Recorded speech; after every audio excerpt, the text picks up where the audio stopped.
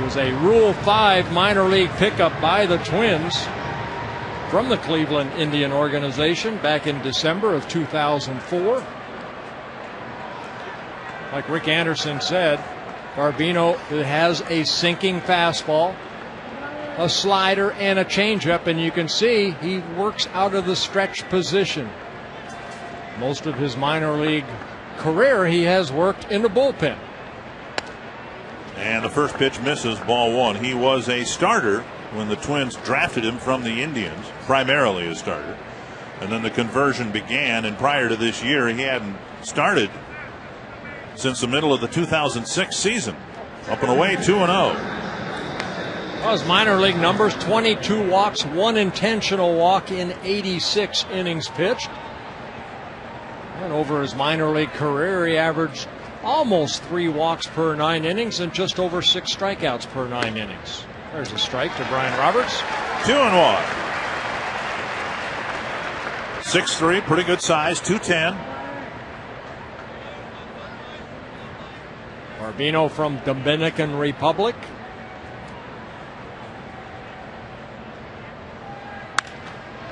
And a 2-hopper to Cabrera. Good start. 1 down. Northland Ford defense around Armando Gabino. Denard Span, great catch in left field last night. He's back out there again tonight. Gomez and Kadire, the other outfielders. Harris in at third for Joe Creedy. An update in his situation a little later. Rest of the lineup the same with Mauer behind the plate. 1 away, and here's Felix Pie.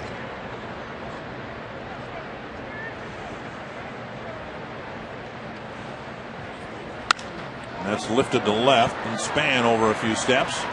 A quick second out. I would imagine it would help this young man. You were such a young guy when you got called up and made your debut.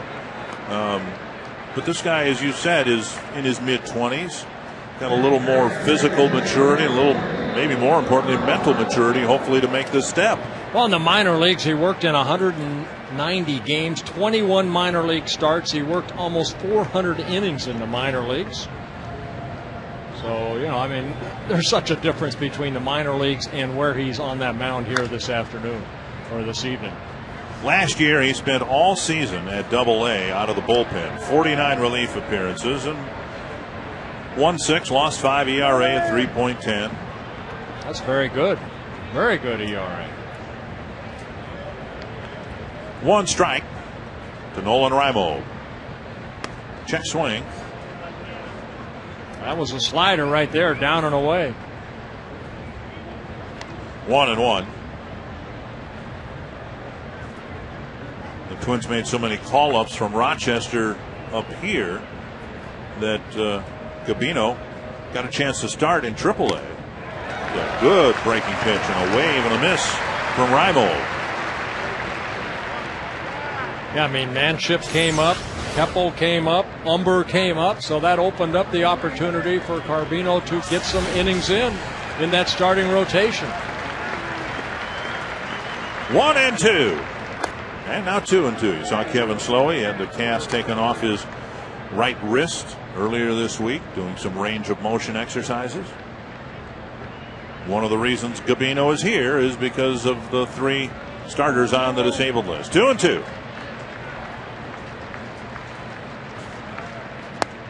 And missing down and in, a full count with Markakis on deck.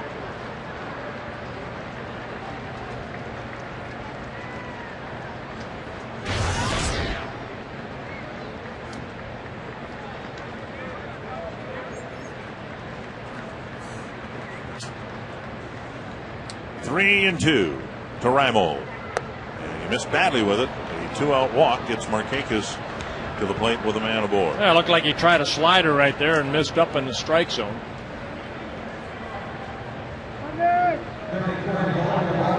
Intent on watching Gabino and hoping that Gabino can pitch deep into the ball game like Scott Baker did last night. It'll be interesting to see what trips to the mound are going to be necessary and when they're going to be made and who by, whether it'll be Mauer trying to maybe calm Gabino down if he needs it, whether we'll see more of Rick Anderson. Here's Markakis. And that shaves the outside corner. Well, hopefully nobody will have to go out and talk to him. Wouldn't that be nice? Yep.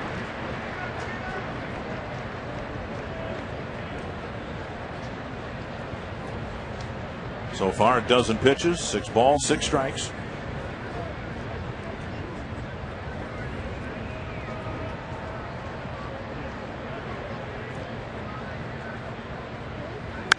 Lifted to left. Looks harmless enough. Span catches out number 3 about where he caught out number 2 in a good first inning for Armando Gabino.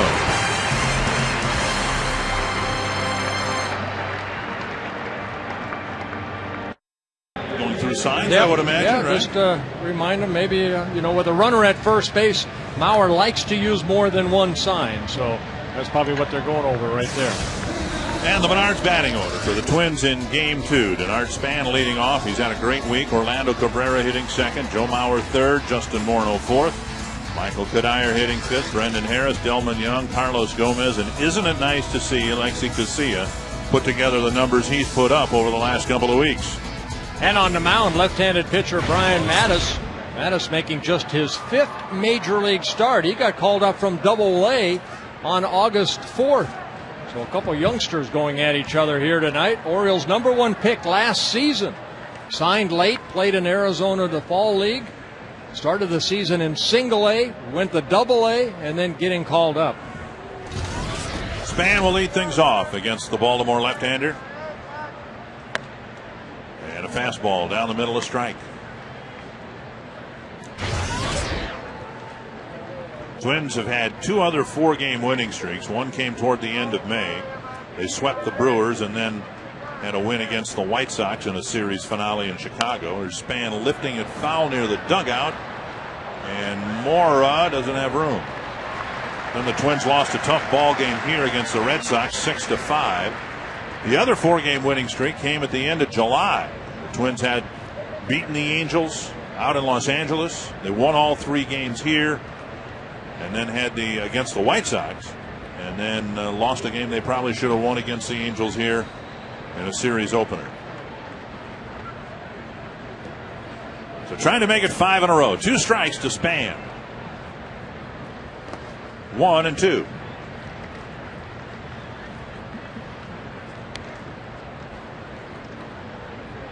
How about that?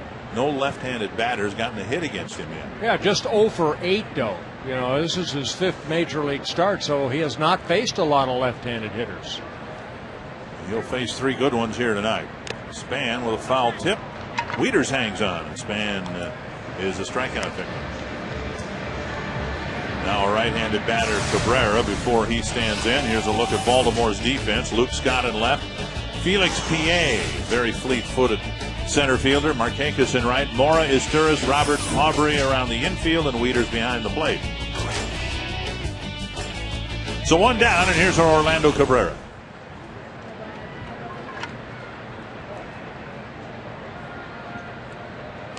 Ball 1.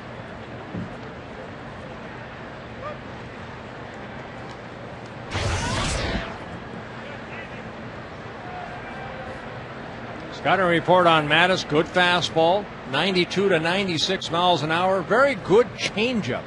That's a sinking fastball right there. Misses down and away. He'll mix in a curveball over the slider. Changes speeds on the curveball. #1 pick by the Orioles out of the University of San Diego. 3-0 to Cabrera with Mauer on deck.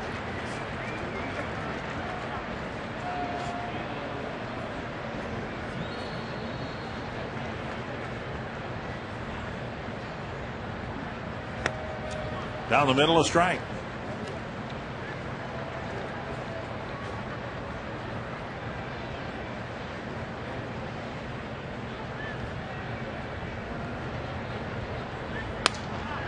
And down the middle again, 3-2.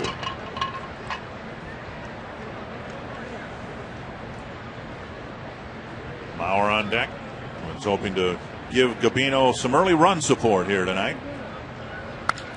That is a good start. A sharp single to left on a 3-2 pitch. So Cabrera looked at 5 pitches from someone he's never faced before. Finally pulled the trigger on a swing and gets a base hit. On 3-2 pitch, you want to make that hitter earn his way on. That's exactly what Cabrera does. The ball down and in, and Cabrera lines it into left field for a base hit. And that'll bring up Mauer, with Mattis not giving up a hit to a left-handed batter. You'd be hard-pressed to find a team that can throw three lefties as good as Span, Mauer, and Morneau, and so we'll see how he fares against Mauer here. First pitch strike.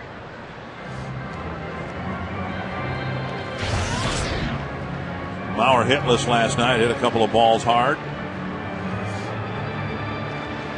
Still has a 15-point lead over Ichiro. Mauer hitting at 374, Ichiro at 359 coming into today's play. And missing a little low, 1-1.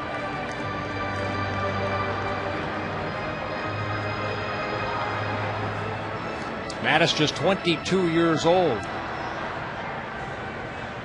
At 6'5". Chris Tillman last night at 6'5".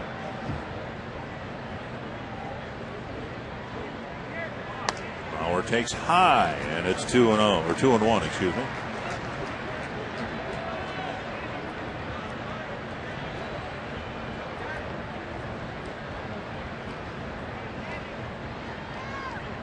And Twins dugout apparently thinks that the young man is balking out there. Right now he's falling behind hitters. He fell behind Cabrera 3-0. Now it's 3-1 to Mauer. You see Gardy giving signs right there. Those signs go to Scotty Alger at third base, and then Scotty Alger relays them to the batter at the plate and also over to Cabrera and Jerry White at first base. And he gets a base hit ahead in the count. As you saw, that happens more often than not. So Mauer gets a base hit, and the Twins get back-to-back singles with one out in the first. Chrysler key stat. Both the Twins and Orioles have been scoring a lot of runs, but not last night. It's kind of nice to see the Twins win a low-scoring ball game. Love those ball games last night. Both starters pitched good. Scott Baker ended up winning a career-high 12th game in last night's ball game, and Chris Tillman ended up getting the loss where he gave up only 2 runs. Here's Morneau. So Mauer gets the first hit against Mattis from a left-handed batter, and now Morneau will try to back it up.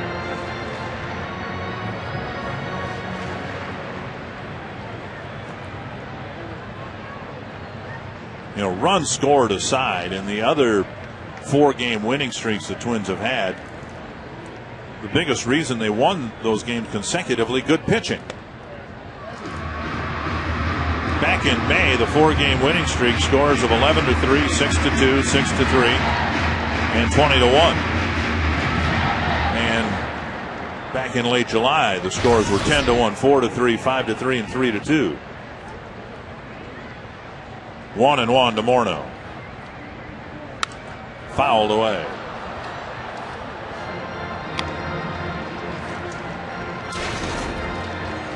It's been a while for Justin to hit a home run. His last home run coming on August 2nd here against the Anaheim Angels. He's hit 9 home runs against left-handed pitchers.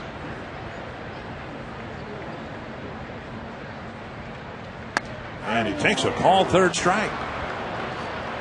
So Morneau out on strikes, and that'll bring up Michael Kadire. Mathis picking up his 2nd strikeout. Good fastball. And that fastball just freezes Justin, and he knew it. Well, here comes Kadire. Twins finally researched what I guess we surmised all along and determined that Michael did indeed make Major League history on Sunday.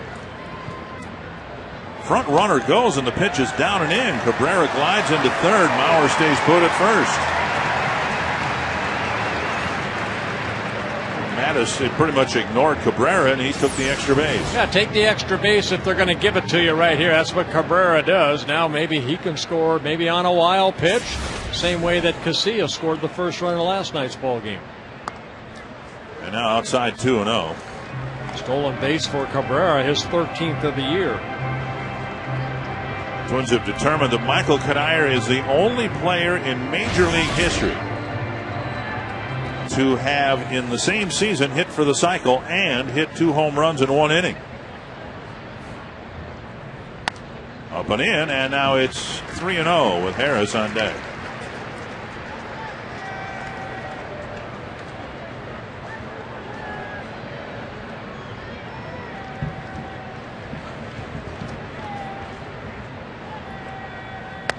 Green lighted, perhaps he takes ball 4, and they're loaded up for Harris.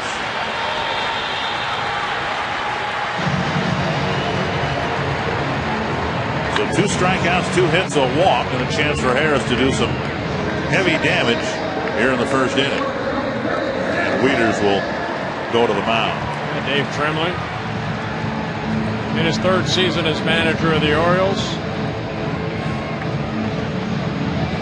You know, it's one thing to have a young pitching staff, but the Orioles are also breaking in a rookie catcher. That's kind of a double whammy, I would think. There really is no experience at this level for either battery mate. Most of the time an Oriole pitcher takes the mound. Let's see what Harris can do here with the bases loaded and 2 out. Called strike. They start him off with a breaking ball, and Harris backing away a little bit, took it for strike 1.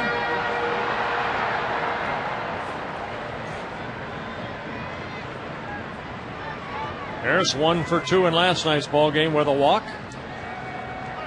And with Joe Crede still out with that sore back, Harris will get some playing time.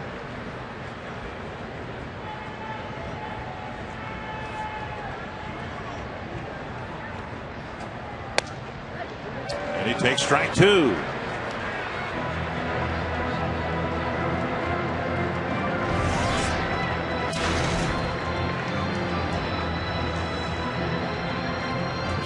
Long first inning for Mattis.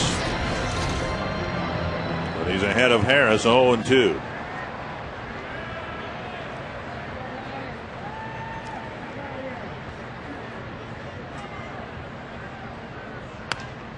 Drifts outside, 1-2.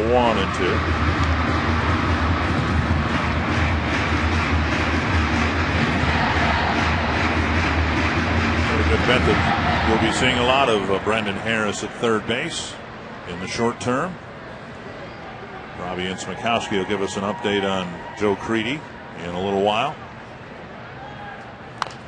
Chopper left side, and Mora fires across, and the Twins leave the bases full in the first. No score after 1.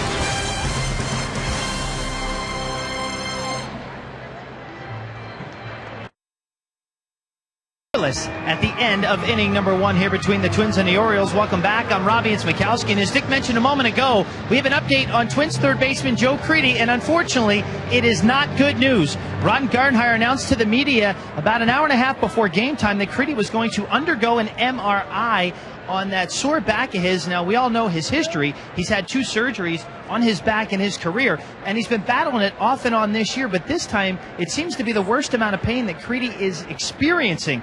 Gardy should have an update for us after the game, as he is scheduled to meet with the doctors at some point in time before the ball game. So I'm sure we'll have more on Joe Crede. But in the meantime, it looks like Brendan Harris will certainly be seeing a lot of time at 3rd base. And let's hope for the best for the MRI results on Crede's back, Dick and Bert. Well, thank you very much, Robbie. Yeah, it's been one thing after another for Joe Crede. Hamstring, knee, shoulder, back. Well, anybody who's ever had a bad back, you can imagine, what the pain that Joe Crede has gone through with the surgeries, and then now trying to recover from that, and then it flaring up again. Swing and a miss, and it's 0-2 to Luke Scott here in the 2nd inning.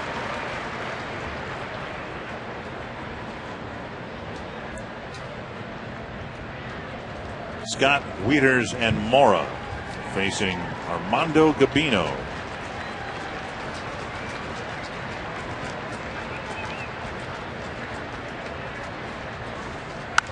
Popped up left field. He's keeping Denard Span busy. 3rd put out for Span, 1 away. That'll bring up Wieters.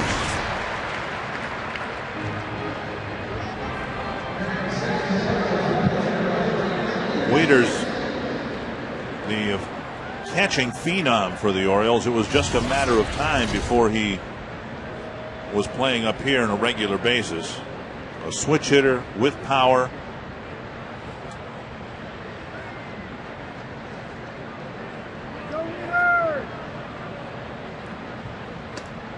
Down and in, ball one.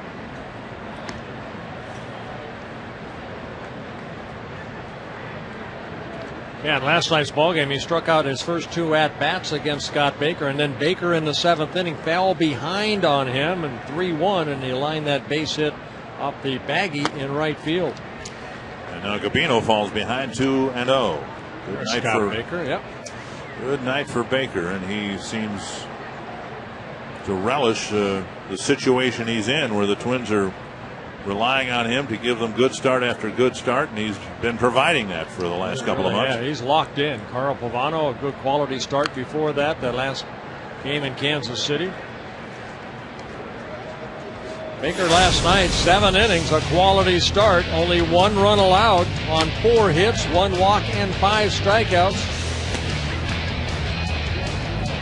He did exactly what he needed to do. He gave up a run early, a 1 run in the 3rd inning, and then put 4 more zeros on the board, and the Twins scored a couple and won the game 2-1. And Wieters hooks it into right field for a base hit with 1 out. First Oriole hit.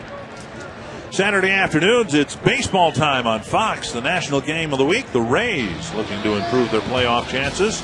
And we hope they do that, because they'll be taking on the American League Central leading Tigers. Fox Saturday Baseball, 3 o'clock on Fox. The Tigers had a 10-0 lead on the Angels last night. And I was watching that game, and the Angels came back, scored 7 runs late, had the tying run at the plate in the 8th inning, and the Tigers ended up prevailing 10-7. But I thought for the second time this year I was going to see a team lose a 10-run lead on the West Coast. Happened to the Twins, and it nearly happened to the Tigers last night. So the Tigers are out taking on the Angels tonight. The Red Sox are leading the White Sox 2-1 in the 5th. If the White Sox lose and the Twins win, Minnesota will be tied with Chicago for 2nd in the division with a .500 record. And there's a strike, 1-1.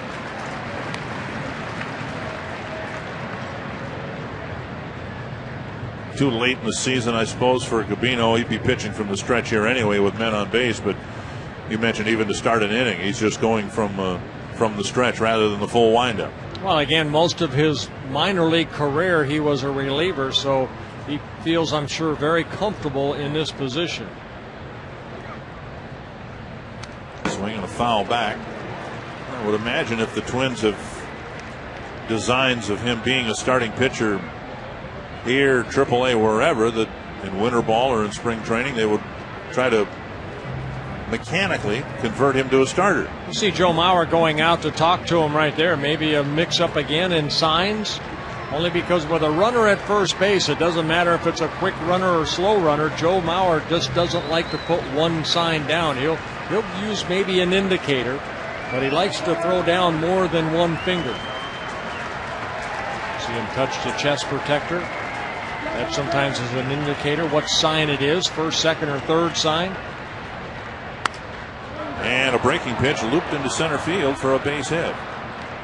So back-to-back hits with 1 out in the 2nd. And that'll bring up Michael Aubrey. Yeah, good break on that slider. It just stayed up in the strike zone. And Mora, a veteran hitter, just reached out and hit it softly into center field. Good tight rotation. And not a bad pitch right there. And Mora reaches out and pokes it in the center for the 2nd straight single. Aubrey at the plate.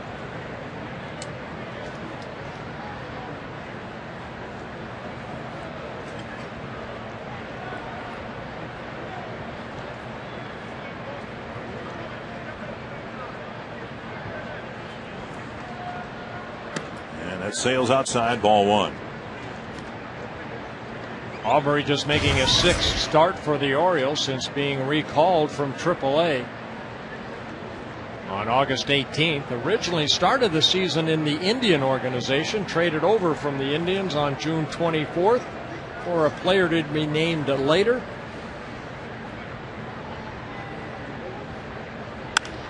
This one hit to right field. And Kanair's not going to get it. It runs the gap, and Michael takes a tumble in the gap.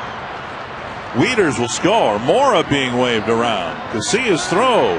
Not in time. Now the runner going to third, and he is safe. So the Orioles with 3 straight hits and 2 second-inning runs. Aubrey picking up his first RBIs as a Baltimore Oriole. Will get credited, I'm sure, with a double and then moving over to third on the throw home. So a second double in an Oriole uniform, dropping the barrel of the bat. Good effort right here by Kanair, but then tripping, and it's Gomez that comes over and gets that ball back in. And a quick throw home by Casillas. And then the throw over to third, and Aubrey safe at third. Here's Esteuras. Twins bring the infield in here with 1 out. Down and away, ball 1. Esteuras dropped down to 9th in the Baltimore batting order, switching spots with PA.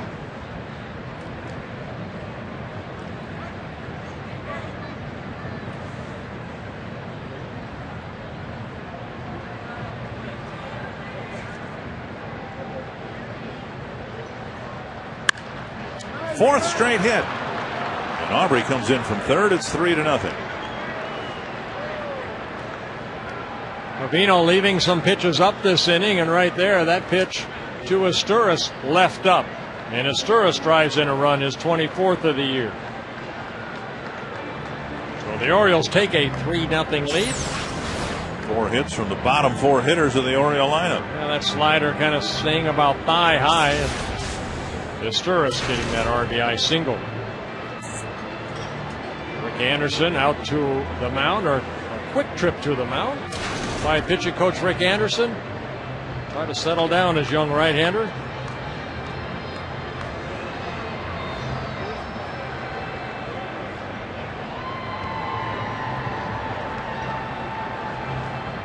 So single, single, double, single. Back to the top of the order in Brian Roberts.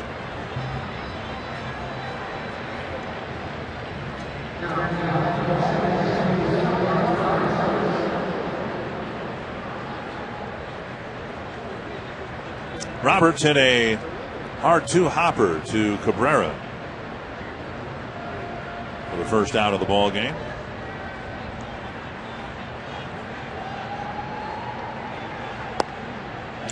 And Gabino falls behind Roberts. Been a pattern here in this second inning.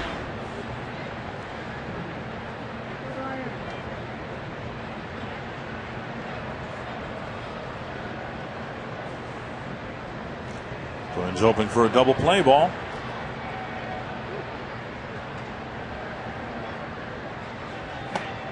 And sailing outside 2-0. Casillas comes in. Try to settle down his fellow Dominican.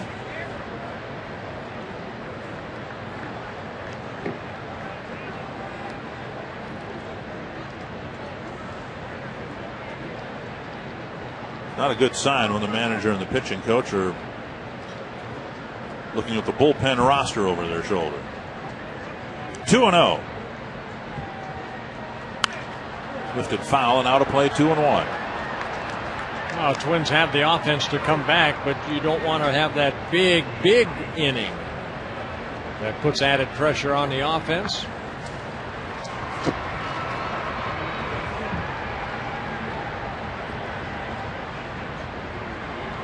Two and 1. With Gabino giving up 4 straight hits here in the second inning.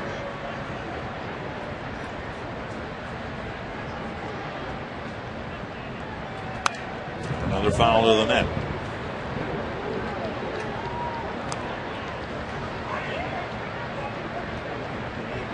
And it seems like half the time he gets on base with a double. Orioles made a long-term commitment to Roberts, hoping that he can be around at the end of his contract to see the Orioles rebuilt into contenders again. 2-2. And that ball gets by Morneau. is Turris, round second. He's going to try for third, and he'll get there. So Gabino charged with a two-base throwing error as Turris scampers all the way to third. Let's take a look at the throw right here. Did it go into the runner Turris as he drove back to the bag? That ball just got by Justin right there. Not that bad a throw, just maybe Justin lost sight of the ball. Gabino will get the air as Turris goes from first to third. So the Twins have to bring the infield in again. Philip Umber starting to loosen up. 2-2. 3-2.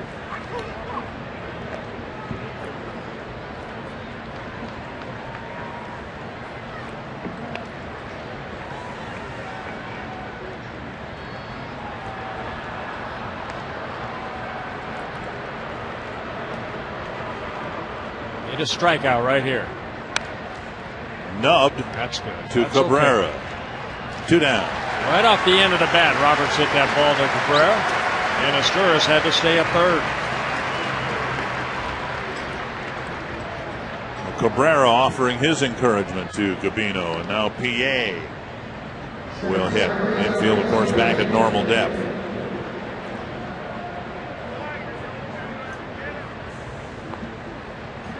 PA with a fly to left. Gabino's gotten 5 outs, 3 of them on fly balls to left, 2 on ground balls to Cabrera. There's another fly ball to left. So Gabino pitches around his own error, strands a runner at third, but the Orioles get 4 straight hits and 3 runs.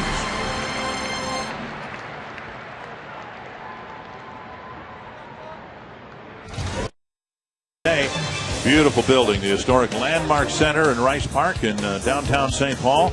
It was built in 1902, and I didn't know this, originally served as the federal courthouse and post office for the upper Midwest. 3-0 Orioles, and Delmon Young, the designated hitter, leads things off, taking strike 1. Bottom third of the Twins lineup, Young, Gomez, and Casilla, trying to rebuild a threat against Mattis. And this one hooked foul into the seats. 2 strikes. Twins had the bases full. 2 out, and then Mattis got Harris on a little chopper and got out of the inning.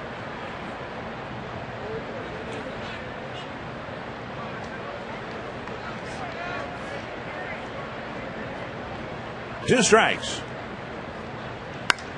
And sliced over the head of Jerry White. Hey, Ron Coomer, I know you're down there, but I'm watching Mattis pitch. He reminds me of a little bit of Scotty McGregor when McGregor wore an Oriole uniform because of his kind of an awkward delivery. Well, that's what it's all about to me. He's got good stuff, and you can tell why he's a first-round draft pick. But it's deception, Bert. Right there, he didn't have a lot of it right there to Delmon Young as he lines a base hit into left field. But to me, when you watch this guy pitch, I was able to watch him in the bullpen throw his warm-up pitches after the pregame show, and I stood behind him. I can see why the left-handers have such a problem with him, because as he's just about to deliver the ball, he has one more jerky spot in his windup before he delivers to left-handers, and I'm sure that takes their focus off his release point and onto his body from his release point. To me, very difficult for the lefties. To me, it's going to be important for the guys to take some pitches early in this ball game to get a good idea of where the ball is coming from. Yeah, it looks like that ball would jump out of his hands because he does a really good job of keeping that right shoulder in and almost throws that glove at the catcher's glove, and then all of a sudden here comes the ball. Does a good job of hiding it the way I see it. This one hit to right center field, slicing away from PA. Oh, what a sensational catch by Felix PA. You will not see a better catch by a center fielder than that. Well, it looked like PA had a bad jump, and it was his speed that finally enabled him to catch up to this ball that kept slicing away from him. But a great running catch right here. PA right at the last second dove for it. And then a little belly flop and a nice little grab right there at the end. He needed all of that glove to catch that line drive. Gomez hit it sharply. The ball ended up going the other way. And PA, great catch right there. Here's Casilla swinging and fouling. Oh, what might have been. PA taking a tumble after catching the ball. If he hadn't caught it with Gomez's speed and a lot of room behind PA in center field, Gomez might have run a lap. Hit the ball hard. See if the Twins can break through here in the second against Mattis. One strike to Casilla. And now a ball.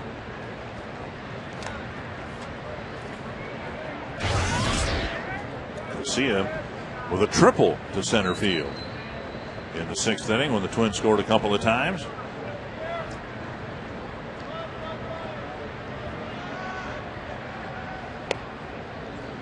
Two and one.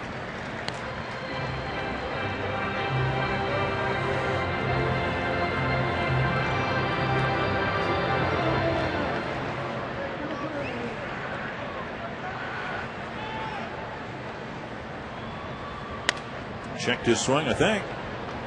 3-1 with Span on deck. Yeah, I mentioned Scotty McGregor before. McGregor, I don't think threw as hard as Mattis seems to be throwing, but McGregor, same type of deception. Did a good job of keeping that right shoulder in. Allows that arm to got a little hitch right there. Kind of gives a one little extra turn with that arm. And that's dumped into right. It'll fall for a hit. Casilla with another base hit. And the Twins will get the tying run to the plate. First time through the order, the Twins have 4 singles and a walk against Mattis. Ron Coomer facing a guy like this as a hitter. What do you try to do maybe the second time around? Well, I think as a left-handed hitter, because he's been so deceptive, we're going to see it right here. The big key to me is really keeping your head still, Bert. And right there, it doesn't do it justice. When you see it on the side, you can tell how much movement he has with his body. As his arm gets up into the slot where he's ready to fire from, he still has another movement that he goes right there. To right center field, it'll run the gap. Young's going to score. Casilla's going to score. Span flies around second. A stand-up triple, and it's 3-2. Well, you can have all the deception you want, but if you leave the pitch up in a hitter's zone, they're going to clobber it. And that's what Span did right there. Picking up RBI 51 and 52 on the year on his 8th triple. A breaking ball that kind of stayed about thigh high. Span keeping those hands back nicely and lining that ball into right center. The center fielder finally able to track it down, but Span and the speed in front of him make it a 3-2 ball game.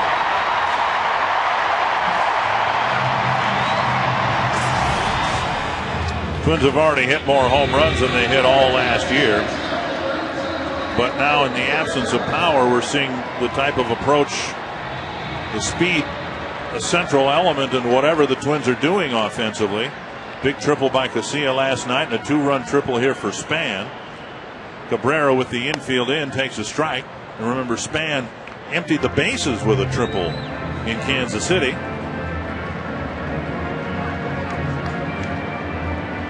Guys, I think the big key for Span was he was really still with his body and his head did not move.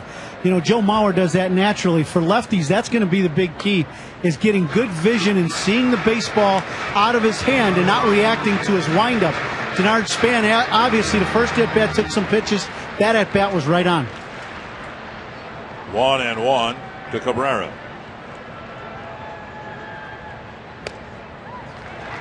And now 2-1. We've talked about Denard Span, how calm his hands are and how he utilizes his wrist so well.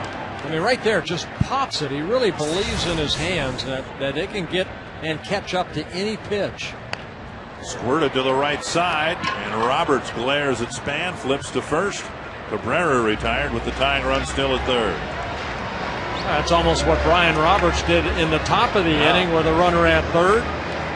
Right off the end of the bat, Cabrera unable to drive in the tying run. Maybe in a different spot in the batting order, Span might have tried to score, but when you've got Mauer, you don't really want to run the risk of a daring base running play. Mauer singled his first time up, got as far as second base.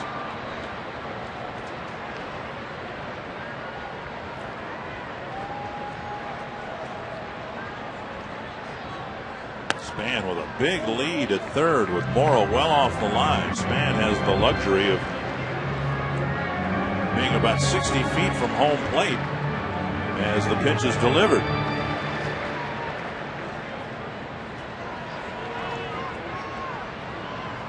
One strike. And now a ball. The Orioles gave Mattis 3 early runs. Tremblay hoping that he can come off the field with at least a 1-run lead.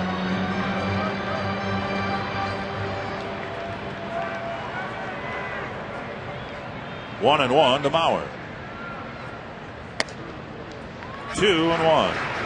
Yeah, Mattis making his 5th major league start. In his first 4 starts, 3 of them on the road. He has just thrown a lot of pitches in a short amount of time. His longest outing at the major league level came in start 3 against the Angels, where he worked only 5 2/3 innings.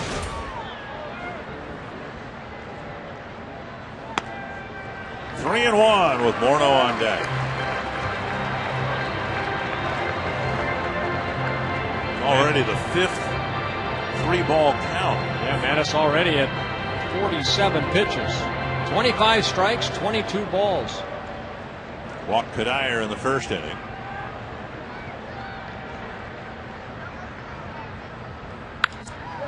And a liner to third. Another line drive for an out off the bat of Mauer. Twins get 2 back. It's 3-2.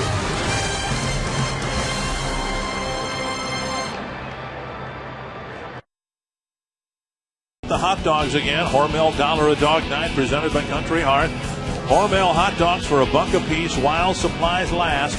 And limit 2 per customer, of course. You can get your tickets for the Twins and Orioles by calling 833-TWINS or visit twinsbaseball.com.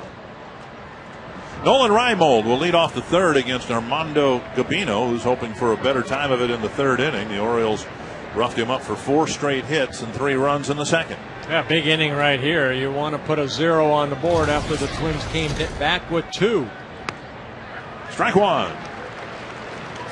Reimold drew a walk with 2 out in the first.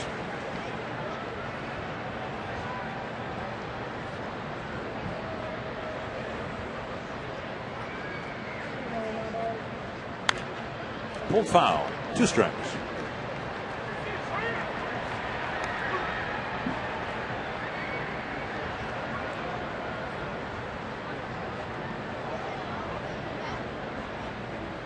Gabino has not struck out anybody yet. He got through further difficulty in the second without the benefit of a strikeout. Got a strikeout there. His first major league whiff. A good hard slider down and away. So 1 away, and here's Markakis. I remember the slider that Mora hit. Little better break, downward plane right there on that slider. Stayed on top of that slider very nicely. Something that Ron Coomer and I talked about in the postgame last night. Hitters try to stay on top of the ball. Pitchers try to stay on top of that ball to create that good downward plane.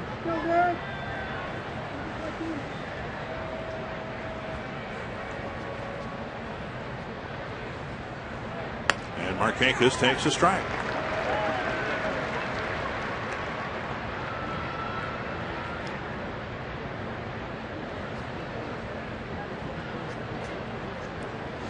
Markakis with a fly to left his first time up.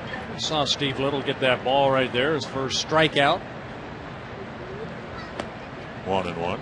You still have the baseball from your first strikeout? No, I don't even remember who it was. All I remember is Lee May took me deep. I never got that ball back either.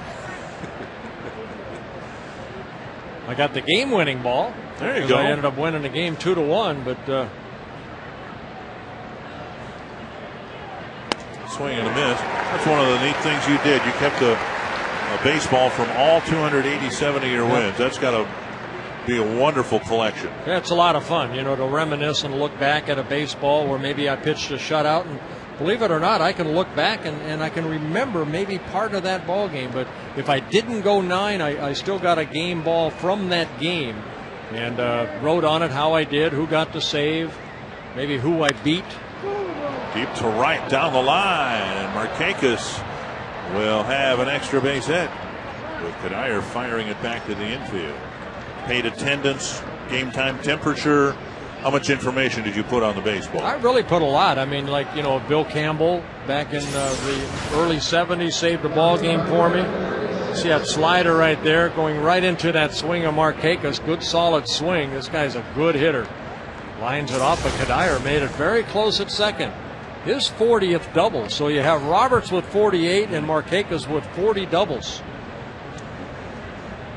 So now Gabino will try to pitch around this little situation with Luke Scott at the plate. Scott lifted a fly ball to medium left field for Denard Span to catch. Did you ever put like Russ Getz squeezed me and I still beat the Tigers 4-2? No, I just put the score on there. How many innings and hits and runs allowed, strikeouts, base on balls, and then I'd also put the little line score on the ball of when my team scored for me or when I gave up runs. 1 strike to Scott. What's kind of cool about it is that, Bowie Kuhn was a commissioner, so, that baseball had Bowie Kuhn on it. There's a different presidents throughout that I played for 23 years. That, those are the original ball back from 1970 to 1992. Well, you probably you had some on Joe Cronin balls, I suppose, American League president. Yep. Lee McPhail, whose son Andy is going to join us here in the next inning. His facsimile signature on the baseball. Outside, 2-1. Of course, they don't do that anymore. The American League teams use the same baseball as the National League teams, and it has the commissioner's fake signature on it. I mean, he didn't personally sign all those baseballs? I don't believe so. There's Andy. He's talking with Twins general manager Bill Smith, and Andy will come over here in the top of the 4th inning. 2-1, and now 3-1. So let's see. In your time then, in the National League, you would have winning baseballs with Joe Cronin, Lee McPhail, Bobby Brown. In the American League, Gene Budig, and then Chuck Feeney, I suppose, in the National League. Peter Uberoff, was he? I don't think they just put the presidents. Well, he was he was the commissioner, right? Well, there's a walk that'll fill first base. First and second, 1 away. And you can ask us a question or comment online at carsoup.com/baseball. And tonight's question comes from Mike Hayes, who apparently just recently celebrated a birthday, by the way, from St. Paul. Who do we think will take home the American League Rookie of the Year award?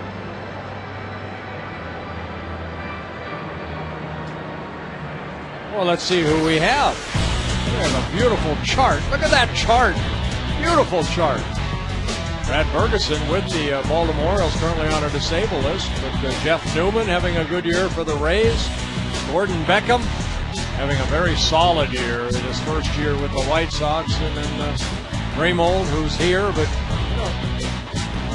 I think everybody, I like the kid from Texas, Andrus, but I think their voting will probably go to Beckham. Yeah, I think so too. Beckham, frankly, has been one of Chicago's best hitters. A lot of the other guys have struggled in front and behind him, and Beckham trying to keep the White Sox above the 500 mark. Yeah, Mike Hayes, a happy birthday to you. Philip Humber warming up for the second time with Gabino running into some early trouble again here in the 3rd. Here's Wieters. He takes a strike. Wieters started the 4-hit onslaught with 1 out in the 2nd, singling to right. Then the Orioles went single, double, single. 3 runs had scored. Gabino's supposed to have a good sinking fastball, and this is where he needs that right here. A little fastball down and away. Try to think of that double play ball. Mauer sitting away. Whoa. The ball way away. It's a heck of a catch by Mauer. Caught that in the webbing of his catcher's mitt.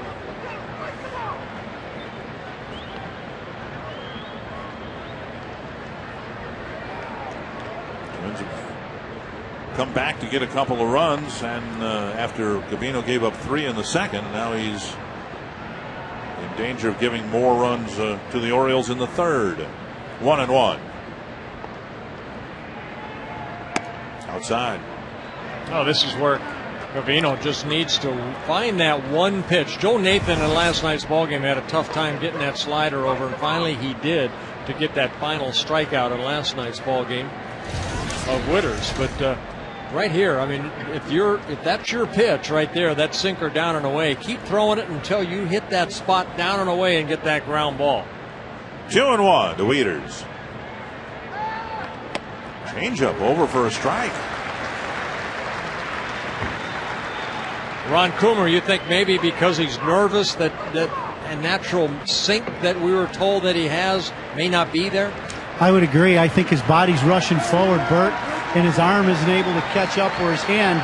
And to me, he's underneath a lot of pitches, and that's why he's not getting the sink on his fastball. 2-2. Front tap foul. I was watching him work down in the bullpen before the ball game because I have not seen him pitch before, and it looked like down there he's a little more relaxed. He had some good sink that Joe Mauer a couple times had trouble catching it. But again, you know, your first major league start, you're a little nervous, you're pumped up. You want that ball to sink a little bit, but you're just trying to force it to sink rather than sometimes just naturally let it sink.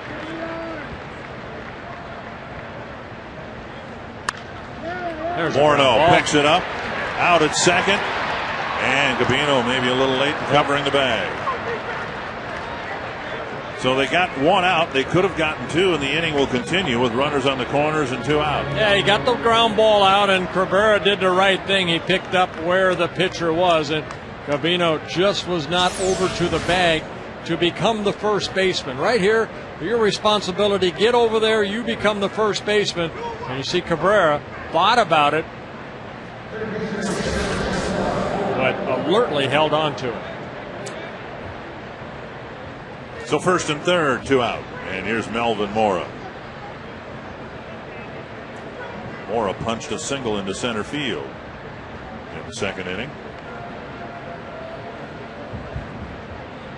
And that ball was too deep for Justin to come all the way back to the bag, too. His momentum was going towards second base. Take a look right here. You see him kind of stop right there. He's got to go a little bit quicker, and then he would have gotten that throw from Cabrera.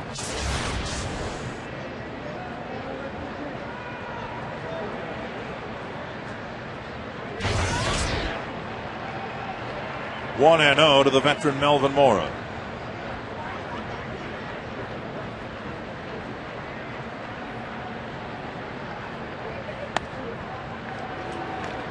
Now 2-0. He took a little off that breaking ball, and Mora, a very good eye at the plate, did not go after it. Mora, 37 years old. This is his 10th season with the Orioles. Came up with the Mets in '99. Career 280 hitter. I'd be surprised to see him playing elsewhere by the end of the month. He just doesn't seem to fit into the rebuilding mode the Orioles are in. Has expressed his displeasure to the manager. Depending on what Joe Creedy finds out regarding his back, I suppose you could build a case for Mora being considered by a team like the Twins, who might be looking for a third baseman in the final weeks. Yeah, a lot depends on what Andy McPhail and the organization want to do. It's still good to have some veterans around that come to the ballpark to want to play every day. 4-pitch walk will fill the bases. Mora will go to first for Michael Aubrey, and that's going to be the end of the road for Armando Gabino. There's no room for sentimentality in a pennant race, and the Orioles threatening to put a crooked number up again, and Gabino will give way to Humber.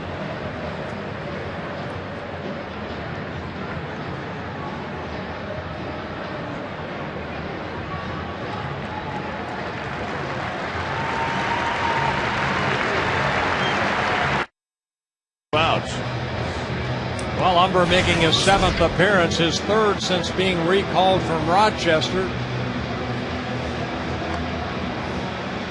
In Rochester, it was Philip Umber who made 20 starts in 21 appearances, won 7 ball games in AAA. So it's almost an addition right here with Anthony Swarzak sent back down. Gabino coming in, his outing wasn't very good, so it kind of opens the door a little bit, maybe for a Philip Umber or a Jeff Manship to fill this spot in the rotation. So what Umber wants to do right here is maybe get out of this situation and pitch deep into the ballgame. All he needs to do to pick up some points in the dugout is get the first batter. Here's Aubrey, drove in 2 runs with a double to right center. His first time up. Bases loaded, 2 outs. And the Orioles up a run. Ball 1. Umber has never entered a game with a runner aboard on the season, if you pay attention to these things. 6 first batters, and he's retired 2 of them. Or he's retired 4 of them, I should say. 1-0. And just off the inside corner, 2-0. Good fastball right there. Instead of it being 1-1, it's 2-0.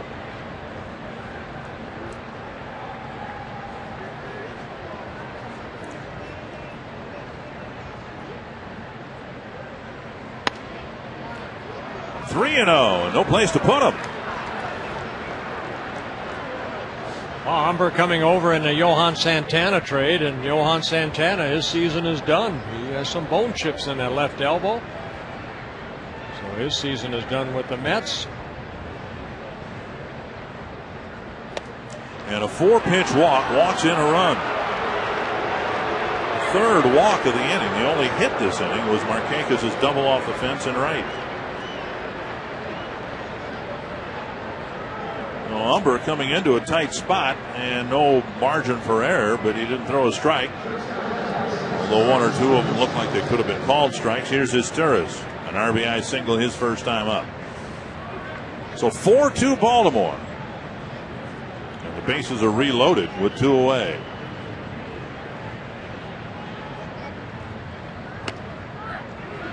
Well, there's the pitch that Umber wanted called in the second pitch in the prior at bat.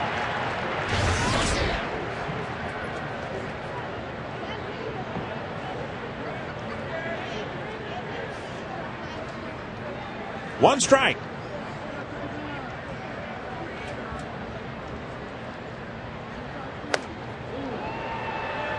One and one. You said it for years. It's hard for a pitcher to get the corners called when you miss badly like that.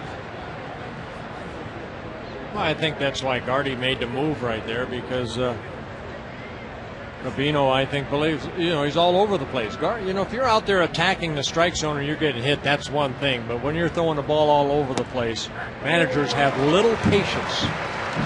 Like a changeup by Umber that dropped over the outside corner. And Izturis goes for a little stroll. 1-2. Pretty big at bat here, even though it's just the top of the 3rd.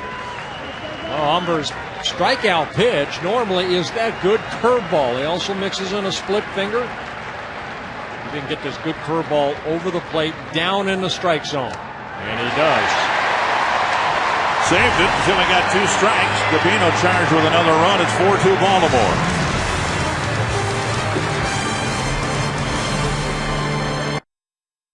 Again, good job at damage control, even though, Umber came in and walked Albury for that RBI, that charge to Gabino, but still, Twins only down by a couple here. Here's Morneau, big swing and a foul. Morneau called out on strikes, took a fastball for strike 3 in the first inning with a couple of men aboard. Twins left the bases full in the first, got a couple of runs, and left one at 3rd in the second. Swing and a foul, 0-2.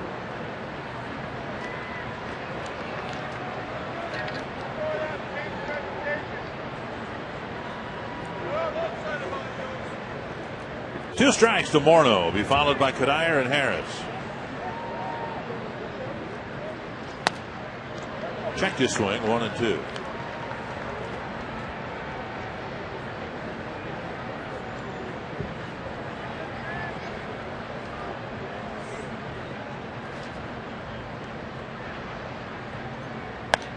2-2. Twins got a leadoff single in the second from Delmon Young. Gomez robbed of a hit by PA, a sensational catch in center, and then the Twins went single, triple. They hit the ball very hard against Mattis in the second inning. Got a couple of runs. And now 3-2 to Morneau.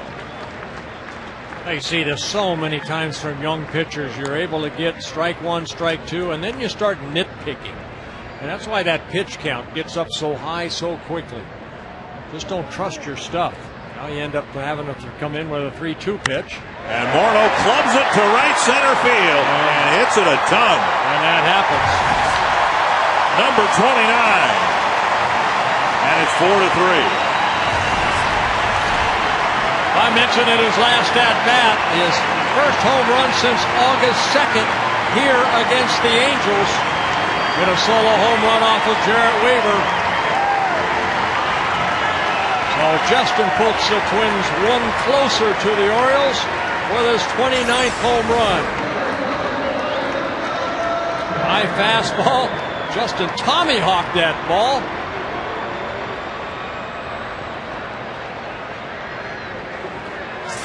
Now Cuddyer, who walked to fill the bases in the first, out in front. An off-speed pitch. Well, watch the concentration on Justin. Whoa. Big, strong man.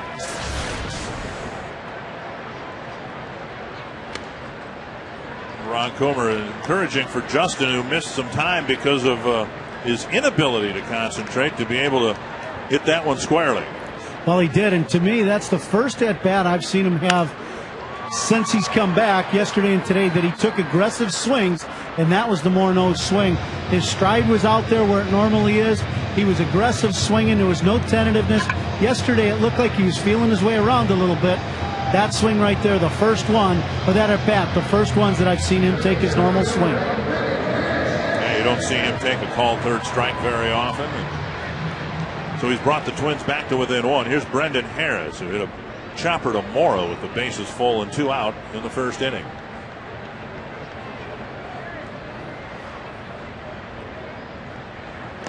And Harris takes ball one.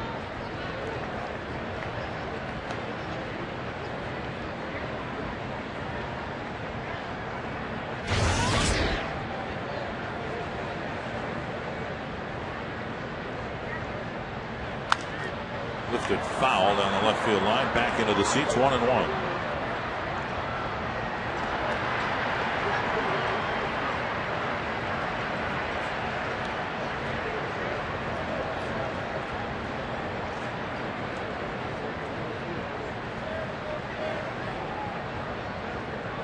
Mattis to Harris. Down low, 2-1. Your major league debut, or through your 1970 season, you had Phil Roof. Who else were the catcher? George Metterwall was my catcher, and Tom Tuschinski. This one hit hard to center, and PA. Oh, that'll break in a glove. A couple of bullets out to center field, 2 down. Young coming to the plate. Let's get an update. A Dodge game break from Robbie Smikowski. Dick, thank you very much. And for that Dodge game break, we take you to Fenway Park in Boston, where it's White Sox, Red Sox. It was 2-1 Red Sox heading into the top of the 7th inning until Jason Nix's infield single bounced off the glove of Mike Lowell. Jermaine Dye scored. Sox led 3-2 in the bottom of the 7th. Since then, Victor Martinez has an RBI single to tie the ball game at 3. They're in the bottom of the 7th at Fenway. And Young grounds one sharply for a base hit right up the middle. Thank you, Robbie. Carlos Gomez will hit with the tying run at first and 2 away. Yeah, second base hit for Delmon Young. He's 2 for 2 in the ball game. Boy, Mattis has been hit very hard here. Some of the outs have been very loud, and Wieters and Mattis trying to get him through the 3rd inning here.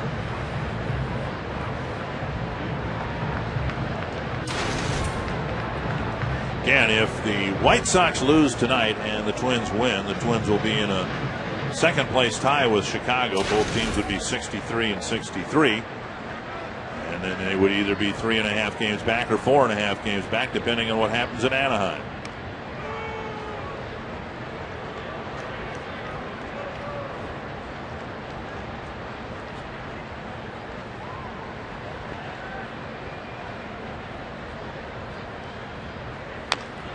chopped off his front leg, a strike. Gomez hit a slicing line drive to right center field, and PA streaked after and caught it in the tip of his webbing and then took a tumble. That made a great catch.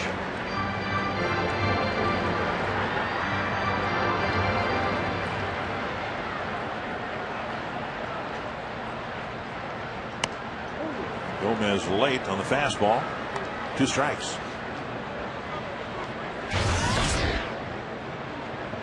Twins DHing Delmon Young with the left-hander going, and Jason Kubel much better against righties than lefties. Gomez, did he check his swing? Blocked nicely by Wieters. 1-2.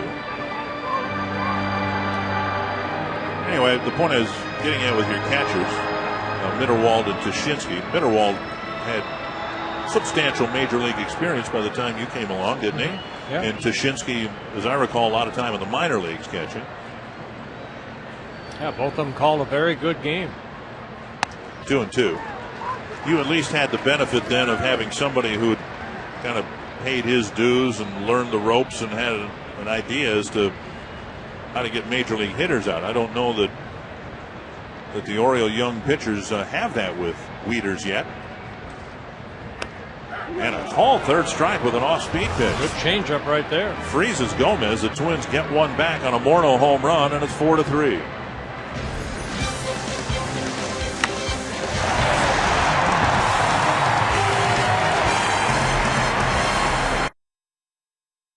Two of the Minnesota Twins have called the Metrodome home, and the all-Metrodome team announced earlier this year. Leadoff hitter Philip Umber delivering strike 1 to Brian Roberts. And of course, the highlight for Twins fans during the tenure here, the 87-91 World Series, the World Championships that the Twins won while they were tenants here. And the general manager during those years is now running the show with the Baltimore Orioles. Andy McPhail, great to see you. Everybody has a memory of this place, talking with John Shelby, Chad Moeller. Everybody's got a memory of this building. What's your most vivid memory of this place? I think it's when we came back in '87 after winning in Detroit, right, when they had a spontaneous what's going to be at the airport welcome for us.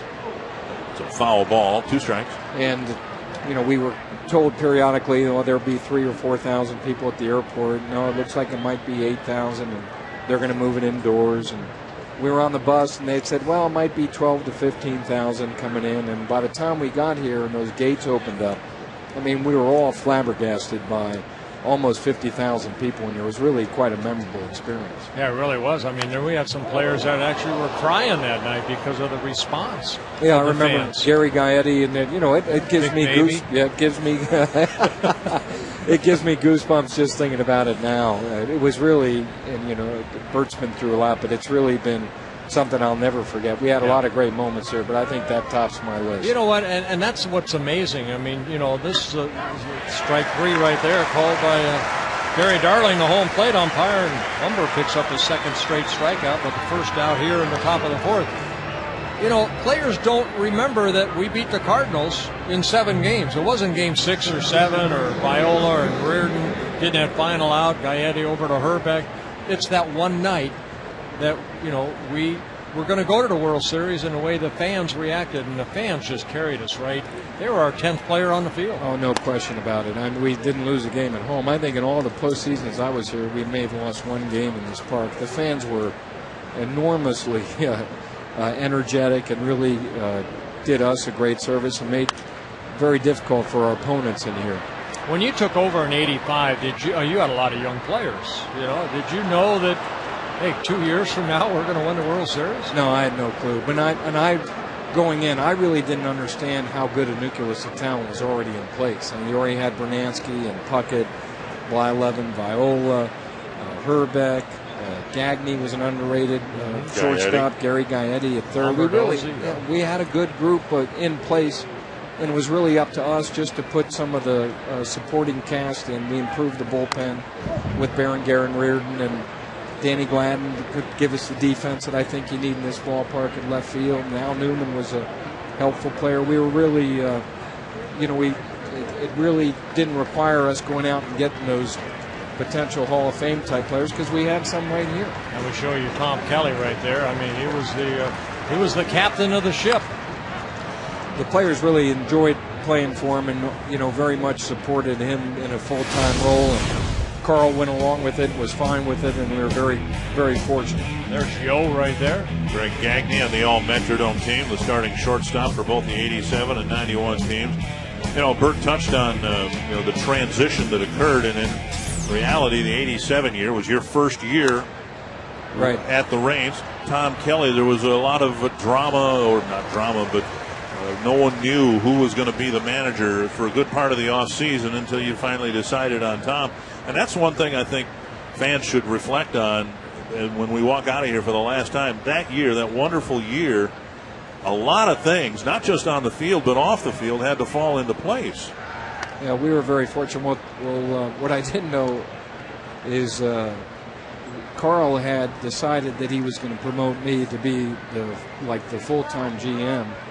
And I was talking to him about Tom. He was a little concerned about two rookies in his manager and GM job. And really, Ralph Howe coming over out of retirement gave him some comfort of an experienced guy who'd been a World Series winning manager and been a general manager. Gave the owner some comfort. Gave some owners some comfort that here he turned his operation over to a 32-year-old and a 34-year-old that neither had any experience in those jobs. So I think Ralph was sort of an underrated, important key. So now a walk with one out here in the fourth inning, and PA and his speed are aboard. I remember Bob Gebhardt saying, we were all new here and we were trying to get our act together, and lo and behold, you won the World Series. Well, his famous line was, geez, Andy, we won this thing. We were just trying to get organized. We really had, Kirby was a Hall of Famer. Bert's going to be a Hall of Famer. We really had a lot of talent on this club. Bernansky, Gagne, as I said, was an enormous part of it that goes underappreciated. I'm glad to hear he's your shortstop because he deserves it. They were, we just had a lot more talent there than we expected, and we were able to really improve the bullpen. I think in '86, the team had lost like 12 games where they scored more than 10 runs. So it wasn't rocket science making this thing a little better. And PA takes off, and the pitch lashed into right field. A base hit. PA deked, and he's standing at second base. Now he's returning to first, but he gets back to second base. Well, speaking of players being deked at second base, we haven't seen that here since Gagne and Chuck Knobloch pulled that off. That's absolutely right. Well, we've seen a little bit of Felix. He hit for the cycle the other day. He's got a lot of talent, but occasionally we see. Well, what PA does right here, it's a straight steal. His head is looking right at second base, and the ball is hit the other way. He has no idea where that ball is. He looks over at Juan Samuel, the third base coach, and Juan's probably saying, hey, come over here, and he's saying, okay, which way? And finally he just stops at second and says, I'll just stay right here, thank you very much. You could see in one of the replays Casilla doing what Knobloch did to confuse Lonnie Smith in the World Series. Well, another threat for the Orioles. First and second, one out, and here's Markakis. Did you ever think, Andy, I mean, we've talked about it on the air, this year's American League Central race, not unlike the American League West in '87, where no team really asserted itself, and finally the Twins put it together at the end to win it. Did you ever think during the course of that year, if you weren't in contention, that you might have to dismantle in Minnesota like you've done in Baltimore this year? No, not really. I really didn't. And the economic pressure wasn't quite as intense in 1987 as it is on teams today as the players approach free agency. And star-type players can make northward of $20 million a year. That was unheard of then. So you didn't quite have the financial pressure then that we had, that some clubs will undergo today. So it was a different world. We were a tremendous team at home. I remember a game that Bert started against the Royals here where we completed a incredible 6-4-2 double play, and then we went out and hit a couple home runs in the bottom of the first. And the energy that was starting to come on, from our fans at that time sort of, moved this whole thing up another level. But I don't think we ever really felt that we were on the verge of having to do it. In the American League East today with the Red Sox and the Yankees, payrolls that exceed $200 million, we'll never get by in an 87, 88 win season. We had to do it the right way, pare it down, get some talented young kids, and really build this thing in a way where we feel like we're going to have capable and quality players at every position. Well, I really like that youngster that pitched last night, Chris Tillman. I thought, I was talking to Buck Martinez, and he feels that he could be maybe a #1 starter in time. He looked like he had great stuff. He's only 21. He's already been an all-star in Double-A and Triple-A, and he's here a little quicker than I'd like him to be here, but he certainly handled himself since he's been here. Now Umber has run into all sorts of difficulty here in the fourth. He walked the leadoff man, and a run scored in the third. Now a couple of walks and a hit, and PA's base running mistake is covered up with a walk that fills the bases. Keppel warming up now with the bases loaded and 1 out. Boy, the biggest thing at this level, Andy, and here comes pitcher coach Rick Anderson out to talk to Umber, but you have pitchers sometimes that do not trust their stuff. They just try to, pick, and they end up getting in situations like this. Yeah, well, we talked about it a little bit off the air. Brian Mattis got Morneau 0-2, and then we threw 3 pitches that I think never once had a chance of being a strike, and then got into a position where we had to throw one, and it ends up in the upper deck. So, you do, they do need to. I know Dick Such, our pitching coach, used to sometimes go out and just say, let's see how far this guy can hit it. Right. Just put it down there and let's just see what he can do. I remember one time in Cleveland, Pat Corrales said that to Ernie Camacho because Camacho was having a tough time, and Corrales went out and said that. Just make the guy hit the ball. And by the time he got back one step in the dugout, the next pitch went about 500 feet. Corrales looked at us and said, well, I didn't think he hit it that far. Well, the Orioles with the bases loaded again, and here's Luke Scott, only 1 out in the inning, and Umber delivers high again.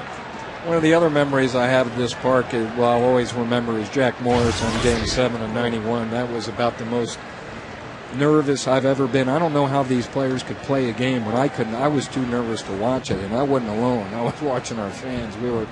That one was a gut wrencher. Yeah, that to me still is probably the best Game 7 ever pitched in any postseason. Yeah, I got to believe that. I now remember Jack's interview after Game 6, which we won in dramatic fashion, where they just said, what do you think about tomorrow's game? And we just started to sing that song, Bring It On. So he was the right guy for the job. Well, he sure was. 2-0 to Luke Scott. And a strike. When you look at the Yankees, Andy, when you look at the Boston, you mentioned the payrolls already. I know you're going to the youth movement. You have to rely on your scouting, your minor leagues. How long do you see before the Baltimore Orioles have a chance to compete against those ball clubs? Well, it doesn't have to be that long. I mean, I think we'll invest a year where we're going to find out how good some of these kids can be next year. There are certain holes we have to fill. And then if they come along the way we hope and think they might, I would think at that point it's appropriate to go out and maybe see what you can add through re-entry free agency, and not do it. We've done it pretty much through our system and via trades. 2/3 of our team out there came either in a recent trade or through our farm system. But there's going to come a time where you're going to need to add that key piece from free agency, and we're fortunate our owners expressed a willingness and an appetite to do that. Base is full. 2-2 to Luke Scott with 1 away. We're just in the top of the 4th. There's the curveball that got him, and another big strikeout. 3 of them for Umber.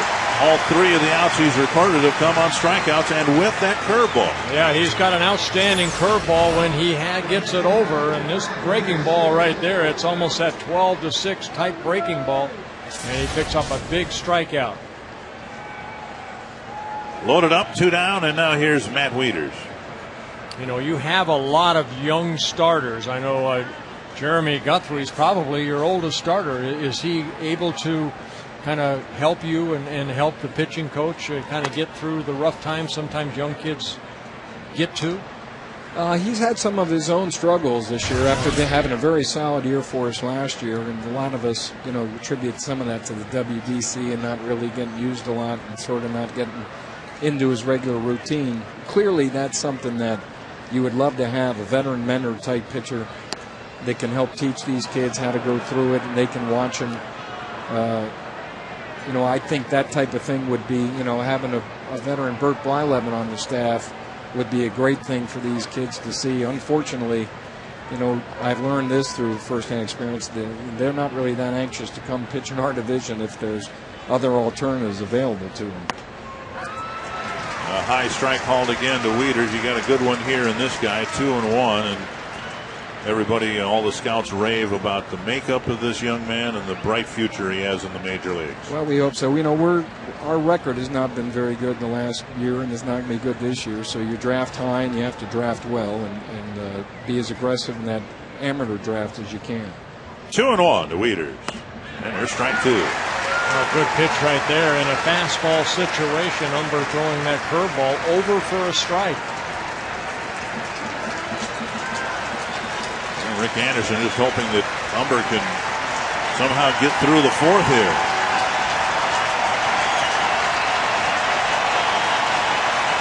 Two and two as they go to the curveball for a strikeout. Fastball drilled to the left field corner and over the head of Bobby Keppel.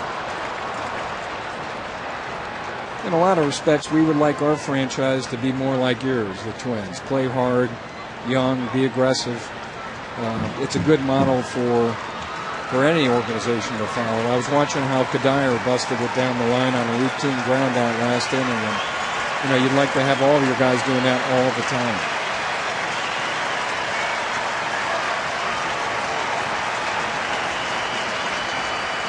I always say the 2-2 pitch very important here. You don't want to go 3-2 because then the runner's going to be taken off. A curve wide. It's going to go 3-2. Well, Umber, who's thrown a couple of good ones this inning to get called third strikes, has missed a couple of times here in this at bat. And so the merry-go-round begins. Bases loaded, 2 outs, and a full count. Well, this is the 8th batter he's faced. Only one has been able to get on and make contact. 3 walks, 3 strikeouts. And make it another walk. So Umber issuing his second bases loaded walk. And that'll be the end of his night. Well, he went with a breaking ball and just missed outer half of the plate. And so Bobby Keppel will come into the same spot Umber came into last inning with the bases loaded, 2 outs, and the Orioles in front by 2.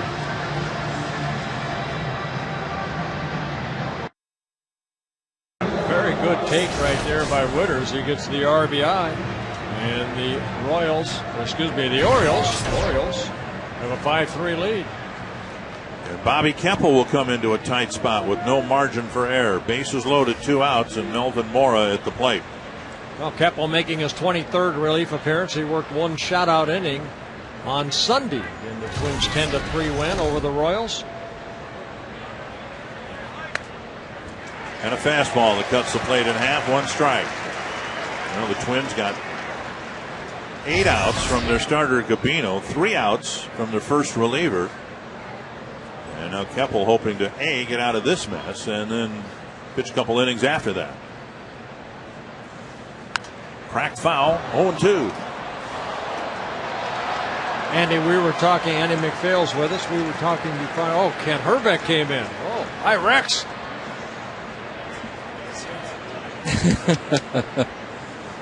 God, isn't there security here? Do you let anybody in this ballpark? Kent is in the building. 2 strikes to Mora. It's got to be back. Nice for you to be back in Baltimore. It is. That's where I grew up, and my dad had the GM job, so it's nice to have the job that my father used to have growing up and playing, watching the Orioles as a kid. Brooks Robinson and later Frank Robinson. Aparicio was a lot of fun. They're great memories. Great baseball town, which we hope to reinvigorate. And another foul off the bat of Mora. The Orioles left the bases full after the bases loaded walk in the 3rd. Keppel's job is to make sure that happens again here in the 4th.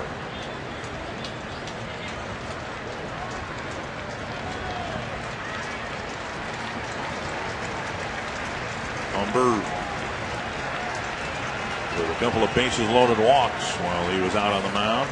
1-2 to Mora. And now 2-2. Well, we've seen Bobby Keppel with a good sinking fastball. That hard slider just missing right there.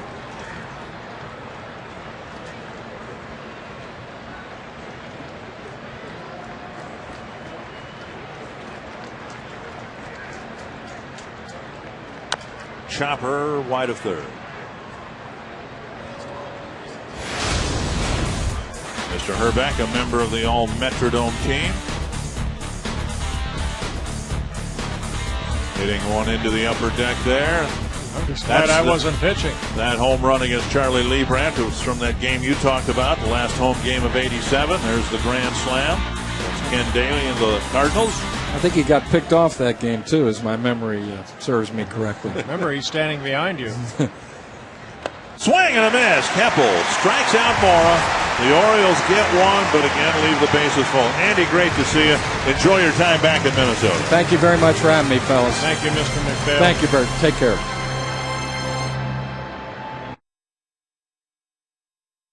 Sports North is brought to you by Quest.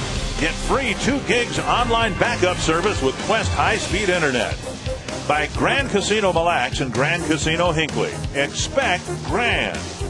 And by Chrysler. From power and efficiency to innovation and style, it's the way our vehicles come together that sets us apart. Chrysler.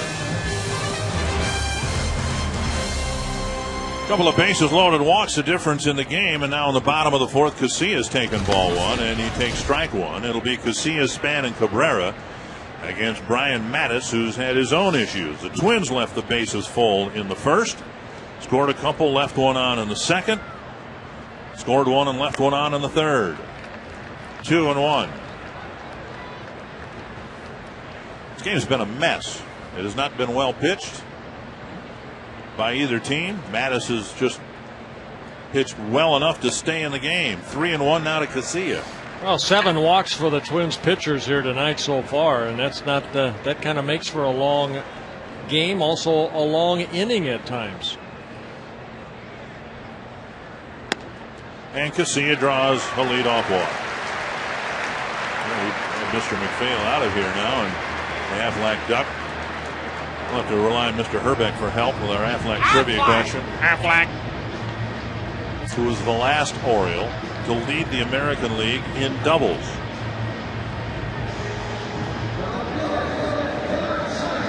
I'll say Frank Robinson.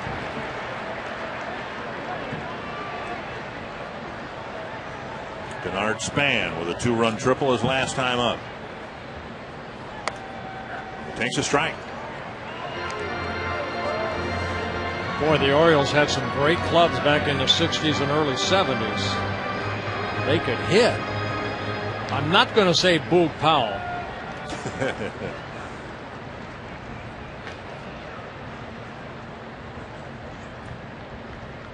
Inside, 1-1, and Mattis seems to have a tough time following one strike with another.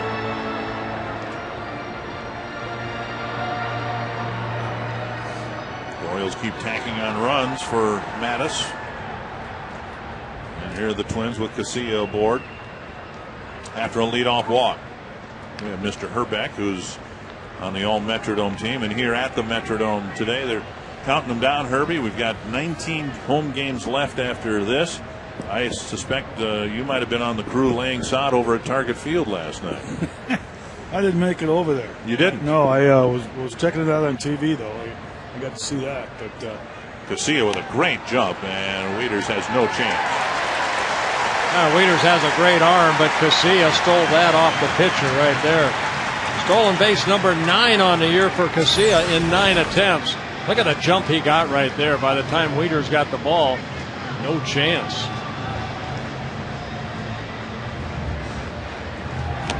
yeah, how do you like that? They put the grass down and they get the equipment off the field, and 5 minutes later, here comes a bunch of rain. Yeah. For him. Carl was looking down on him.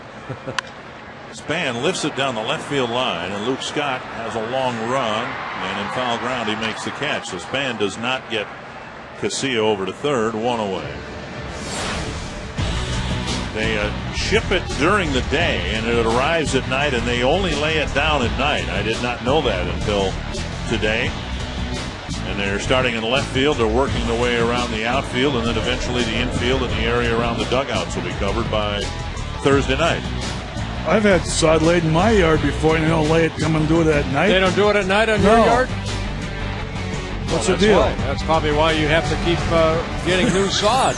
You're not doing it right. When did they lay this stuff in this park here? This stuff is, what, 4 years old, 5 years old, something like that? They didn't have to wait till night to do it here. No. Hey, you played a few games over in the old ballpark, the one you grew up watching the Twins at. And then you came in here, and the Twins are about ready to leave here. Cabrera at the plate. Did he offer at it? Strike one. First base umpire Todd Tishner said he offered at it. What were your very first impressions when you walked in here? We had an exhibition series against, what, the Phillies, right? Yep. And you got to see Pete Rose. Got to see Pete Rose. Pete Rose, I believe, got the first hit in this place. Yep. Yes, he did. What was my impressions of the building? I mean, we were fired up to come in here, of course. 2 strikes. But I think the guys are a little more fired up to leave than we are when we came. 2 strikes to Cabrera, with Mattis trying to deal with Casilla at second base. It's hit a long way to left, but it's foul. I think as a player, though, Herbie, you know, coming from the old Met to here, as a player, to be honest with you, I don't think that, you know, you just want to play. You don't care where you play. We didn't know there was a roof over your head. You know, when the game starts, you play it, and you know, of course, it was '82. It was my first year I was playing. I was excited just to be in the big leagues. I didn't care if I was playing in the gutter someplace. Well, you have to remember '82, how hard the turf was here. It was like the parking lot. Yeah, it was hard, bouncy. Dick, I mean, Tim Tuffle. You made a call about Tim Tuffle. Yeah, the one that bounced over Harold Baines. That's right. Yep, made that call. I always remember that call you made. But yeah, I mean, we were excited to come and play here, of course. But you know, you think back about the old Met and talking about the new ballpark. I wish one thing they would do with the new ballpark is put that black dirt that they had at the old Met. Remember that black dirt that they had out there? Oh, yes. 1-2 to Cabrera, and he punches it to right field. Routine play for Markakis. When I asked years ago Nolan Ryan about what he remembered about Met Stadium, he said it had the dirtiest dirt in the major league. I had no idea what that meant until you've talked about it, Bert's talked about it, Roy Smalley's talked about it. Yeah, I mean, it was some kind of black compared to any other ballpark you ever played at. And I remember as a kid watching you pitch, Bert. Whoa. When I was a little kid, real little, when I was in diapers, I always remember looking out there and thinking, boy, that stuff is black. You know, how black that infield dirt was. And then getting a chance to play there in 81, you know, you slid. They had to wash your uniform when you slid in that stuff because you got dirty. Here's Mauer. A single to right and a liner to the third baseman. Breaking ball over for a strike. I remember the clubhouse guy that we had, Ray Crump, and he didn't sometimes wash my jerseys after I pitched, so you come back the next day and you say, what's that smell on my locker? And all he'd do is just throw it in the dryer, right? So I would get mad, and what I would do is I'd go out and work on my sliding, and I would just come back, my uniform would be just black, and I'd say, here, now wash this, and by the way, throw my shirt in too while you're at it. Our thanks to Ken Herbeck as Mattis pitches around the leadoff walk in the stolen base. 10 season packages are available in full season, half season, 20-game plans, with deposits being just $100 a seat. Call 800-33-TWINS or visit twinsbaseball.com for more information. That's real turf from Target Field. There's going to be a big divot out there in center field. Michael Aubrey now facing Bobby Kemple. Aubrey, in his third plate appearance here, has faced 3 different pitchers. Drove in 2 runs with a double against Gabino. Came up with the bases loaded, drew a walk against Umber, and now Kemple gets him to ground out, 1 away. Well, Ron Gardenhire saying over the last couple of games there's just been a different sense in the dugout in games like this, that they're going to find a way to come back and win.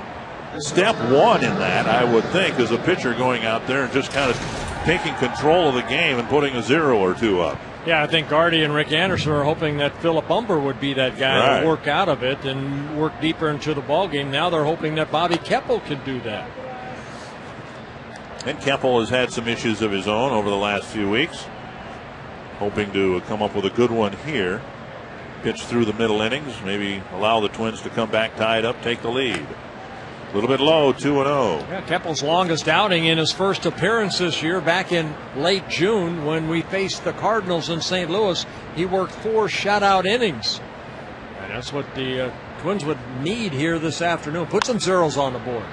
Popped up near third, and Harris over for a look. And enough room to put it away, 2 down. Well, we need a guess from you. I'm going to go way back to Frank Robinson, but it could be... I'll go with Al Bumbry. Really? He had a lot of speed. And the last Oriole to lead the league in doubles, probably Brian Roberts. Miguel Tejada. 50 doubles. Let's see, how can we spin that around so that we got the answer right? Bumbry, 6 letters in his last name. Roberts hit a big double last night for the Orioles, drove in a run. At Fenway Park, Scott Linebrink continues his struggles. He's given up a couple of 8th inning runs, and the Red Sox have a 5-3 lead over Chicago. Freddie Garcia actually gave the White Sox a pretty good start, but now the Chicago bullpen is springing a few leaks as we get through August. 1-1 to Roberts. Tigers and Angels are underway out in Anaheim. That one hit to right, hit hard, but Cuddyer is there to make the catch. And a 1-2-3 inning, first one we've had tonight.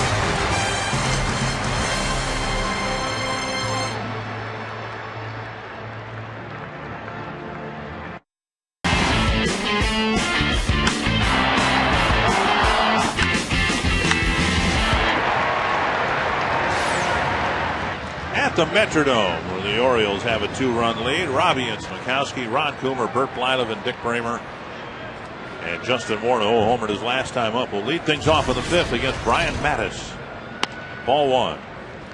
Well, I mentioned before, Mattis, a pitcher that making just his 5th major league start. He has thrown a lot of pitches here again tonight. 84 pitches so far, trying to get this first out here in the 5th inning. Swing and a miss, 1-1. Morneau called out on strikes in the first, homering in the 3rd. Again, his longest outing, 5 2/3 innings against the Angels. He gave up 11 hits and 4 runs in a 5-1 loss to the Angels. Popped up, foul, and out of play. 1-2.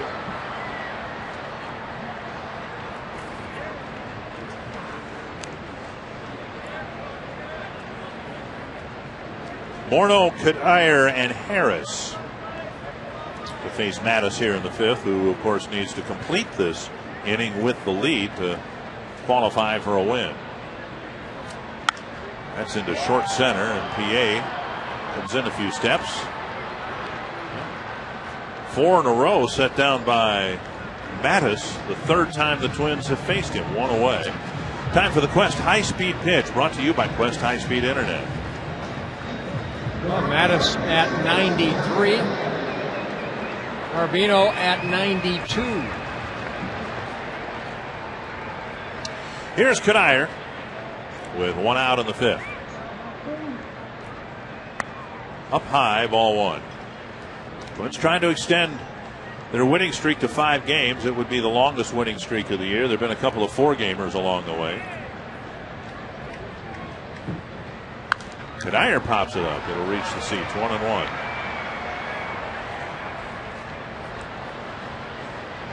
You know, when Andy MacPhail was here and he was talking about how the division is such that you've got to go the route that the Orioles have gone in the hopes of competing with the $200 million payroll.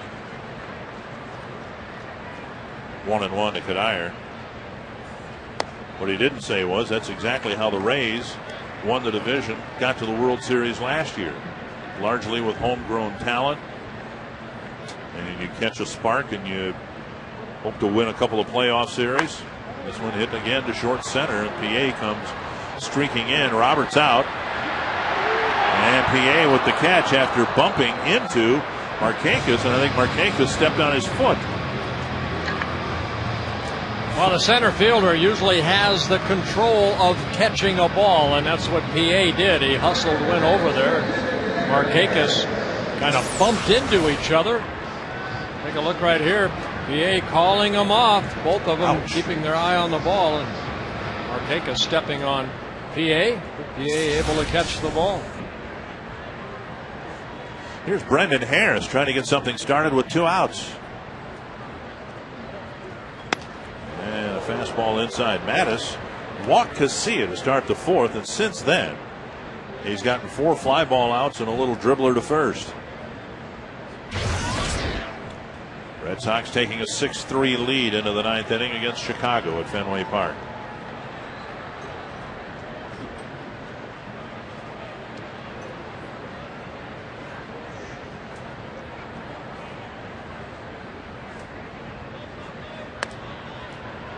Off the plate, 2-0. Twins out hitting the Orioles 7-6. Twins gave up so many walks.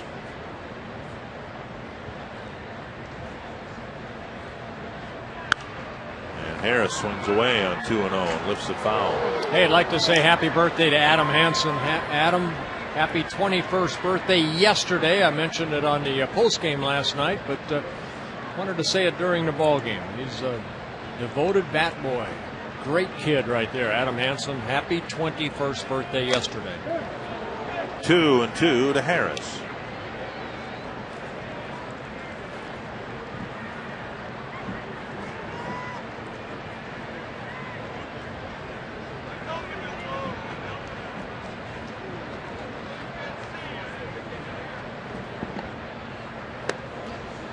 I wonder if the bat boys in Twins history have some sort of relationship, or they ought to have each other on speed dial. I bet you they could tell some great stories about Twins history and the ball players over the years. Tom Westcott, I just talked to him today, actually, a bat boy for us. Oh, is that right? Back in the early 70s. I know that book that you got yesterday. Right. I got what's it called? Twins the Memories of the Met by Bob Showers. He's going to be with us tomorrow. I skimmed through it last night, and yeah, Tom Westcott was in a couple of those pictures. I love the book. A lot of pictures. A lot of pictures. Every page had a picture. I thought it was awesome. And he's a happy camper right there. Brought his glove, made the line drive catch. That's, I would imagine, how you determine which magazines to subscribe to, too. Oh, yeah. The ones with pictures. All the pictures, yes. Harris, all pictures. Dribbler to second, and Mattis has completed 5 innings, and he's done so impressively with 6 straight men retired.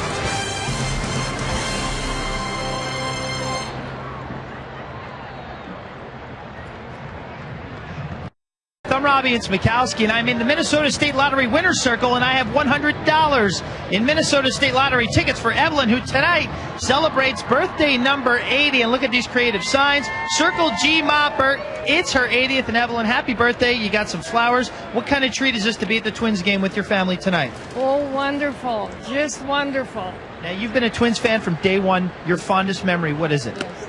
My fondest memory is when they won the World Series in '87. 87. Well, hopefully the Twins could do it again, closing out the Metrodome. Evelyn, happy 80th birthday to you. Oh, thank you so much. The Twins will do okay. Hopefully they do. And Bert, she's approaching your age, Bert. Approaching your age. Yes, she's getting very close. Thank you, Evelyn. Happy 80th birthday to you, sweetheart. Here's PA leading off the 6th for the Orioles, facing Bobby Keppel. It's lifted to short left. That's going to be a tough play. Cabrera has it go off the end of his glove, and PA streaks to second base. Cabrera got there, and it looked like it hit his glove, but didn't stay in. So it's a leadoff double for Felix PA. Oh, Cabrera had to go a long way for this ball. Ballas just kept slicing away from him. Good effort by Cabrera. But a ball that sometimes just lands in no man's land, and Cabrera, you can see, just comes up a little short, and the ball hit the turf, scoots away from Span. And PA with his first hit on his 6th double of the year. Here's Reimold. He's walked and singled and struck out. Fastball missing inside. Well, down by a couple runs, the Twins would like to be the team that scores the next run, but now here are the Orioles with a blue Texas League double.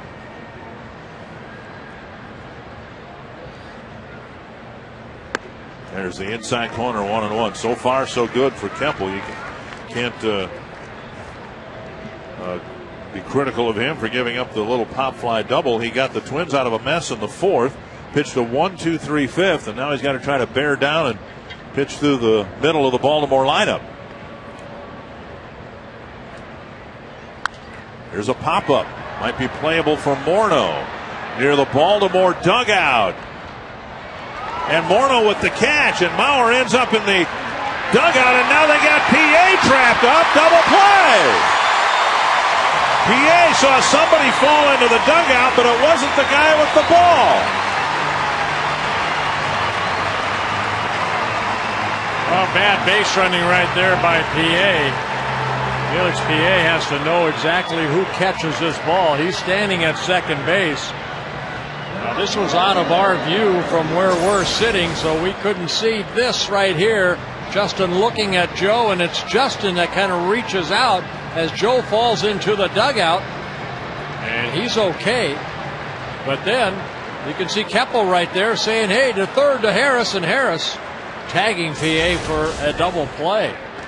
So 2 down, bases empty, and here's Markakis. Yeah, thank you very much. Remember, it was PA who got decoyed at second base in the 4th inning on Reimold's single. Now he ended up advancing to third and scoring on the bases loaded walk anyway, but some base running adventures here at the Dome for Felix PA. 2-0.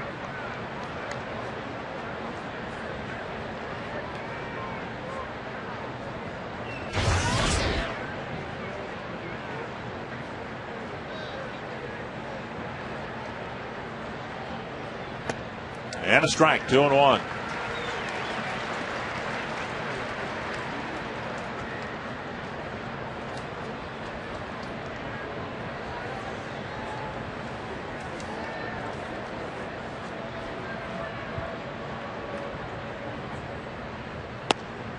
Three and 1.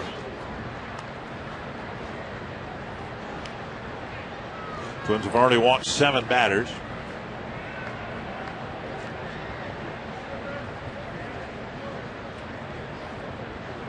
Orioles scored a run in the 4th on 3 walks and a single. This one popped up foul into the seats. Yeah, good pitch right there by Keppel. A slider right there in a fastball situation. And Markakis getting underneath it and fouling it back. Young lady barehanded it. She didn't need a glove.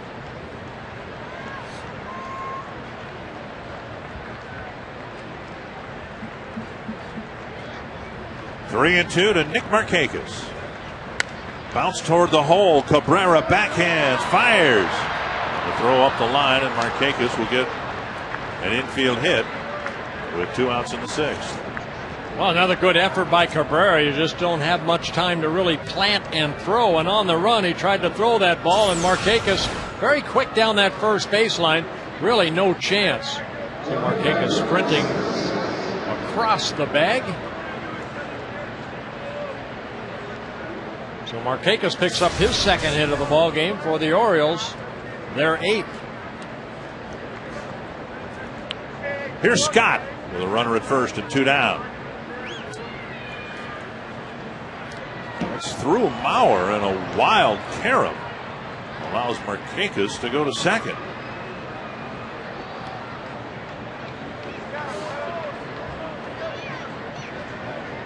Boy, that base running mistake by PA hurting the Orioles so far, but watch this wild pitch as it hit home plate and then stayed down. That happens a lot when that ball hits home plate. It just doesn't come up. And I think PA underneath that towel knows that he made a mistake. So now Keppel needs to get Scott here. Big swing and a miss, 1-1.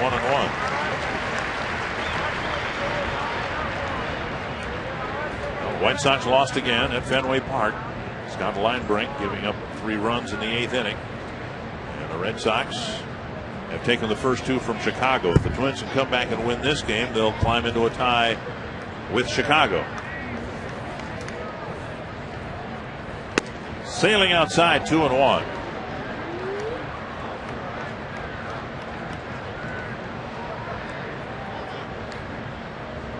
Scott 0 for 2 with a walk. 30 pitches for Keppel. He's gotten 6 outs. Swing and a foul, 2-2. Yeah, good sinker down and away right there.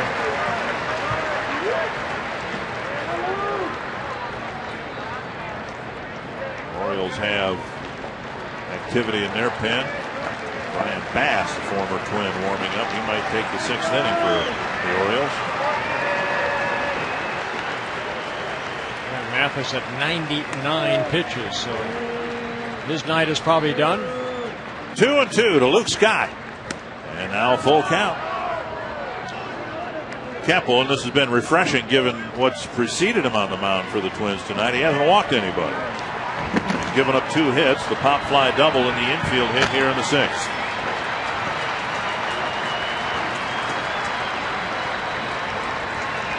Three and 2 to Scott. And a bouncer wide of first.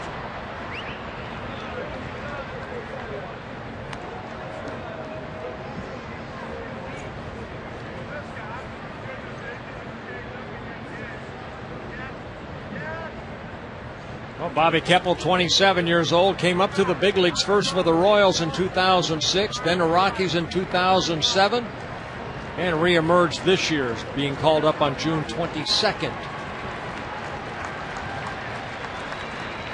Spent the first half of the season in Rochester.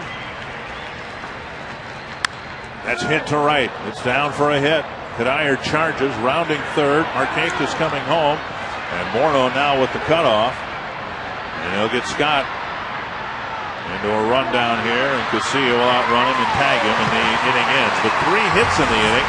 The Orioles get another run and now lead by 3.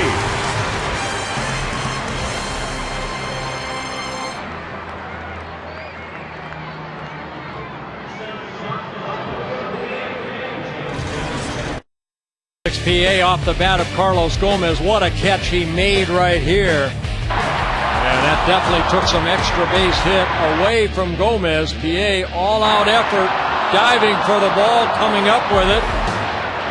And that all happening in the 2nd inning. The frost-brewed Coors Light freeze can. And the Twins find themselves behind by 3 runs here now in the bottom of the 6th inning. And Delmon Young will lead things off. New pitcher for the Orioles, former Twin Brian Bass. Well, you see the numbers on Bass, making his 39th appearance for the Orioles. 5 wins. Very good. 4 points or 6.4 earned run average. Twins will have the bottom third of the lineup here. Young, Gomez, and Casilla. Brian Mattis pitched well enough to lead with a 3-run lead, and now Delmon Young has his 3rd ground ball single. 2 to left, 1 to center, and the leadoff man is on in the 6th. How about Delmon Young? 3 straight base hits. If you watch the Twins, you know about Bass. He's got a hard sinker, and Young hit one of those into left field on the ground hard. Yeah, good sinking fastball, slider, curveball, and a changeup. He was with the Twins just last year. Gomez chops it off that front leg again.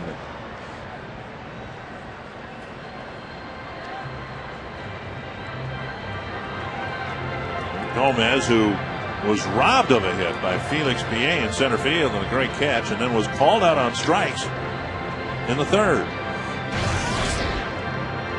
Yeah, Bass going over to the Orioles on September 5th of last year for a player to be named later.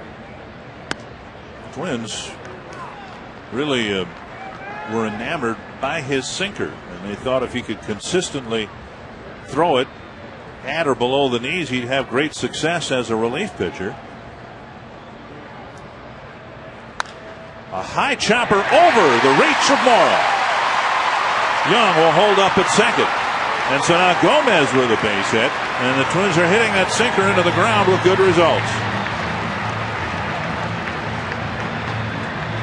And now Casilla. Well, Brian Bass, one of those guys that spent a lot of time in the major leagues. That looked like a little breaking ball right there that really didn't do much in the turf. That's a base hit on the turf right there. Mora going straight up, but just over his reach.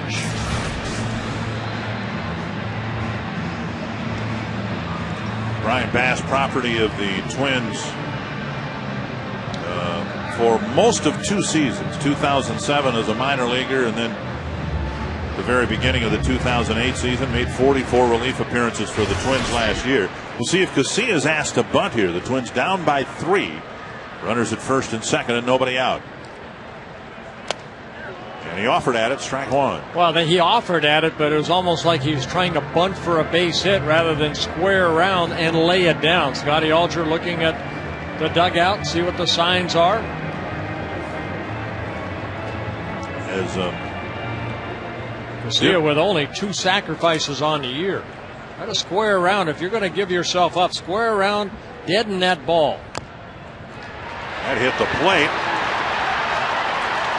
And why is that ruled a foul ball? Unless it double hit. If it went down and hit Casilla's bat and rolled into fair territory. We didn't see that. No protest from the Twins dugout.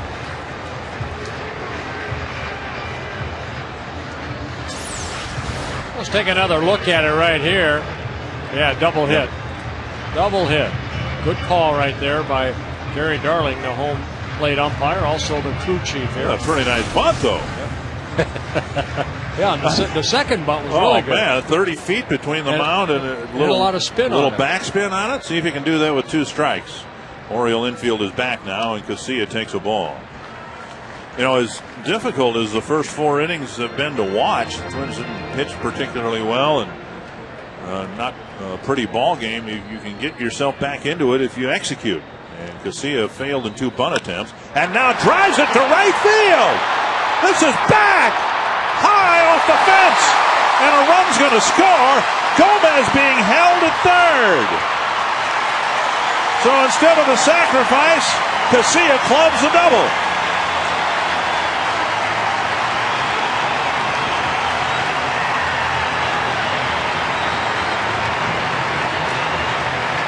So Bass gives up 2 singles and then leaves one up for Casilla to drive. That ball just hung right there, and Casilla getting that extra base hit, his second hit of the ball game.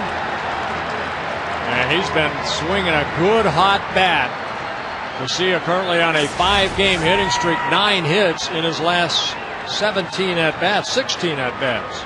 Here's Span tying run at second, and he takes ball 1. The bottom 3 hitters for the Twins are a combined 6 for 8 with a walk. Young with 3 hits, Casilla with 2 hits and a walk. And Gomez with a base hit, had 1 taken away. Span bunts it foul.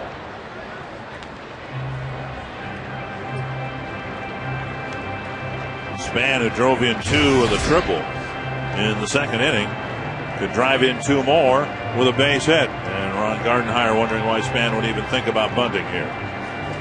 Infield is back and up the middle. So they're going to concede a run on a routine ground ball there.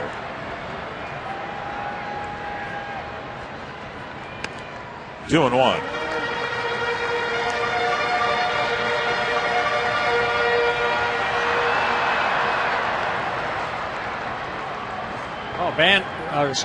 Span unsuccessful in his last at-bat after Casilla led that inning off with a walk, stole second. Span ended up flying out to left. Now all he wants to do is, if he does make an out, hit it to first or second. That allows both runners hopefully to advance. Brian Bass struggling with his control here, leaving some pitches up. Now has to come in with a hittable pitch, hopefully, to Denard Span. 3 and 1 to Span. Ball 4, and they're loaded up. So Mattis' 3-run lead is slipping away from the Orioles. Brian Bass having a tough time here. He hasn't retired anybody yet. Hendrickson has warmed up, but presumably that would be for Mauer and Morneau after the Cabrera at bat.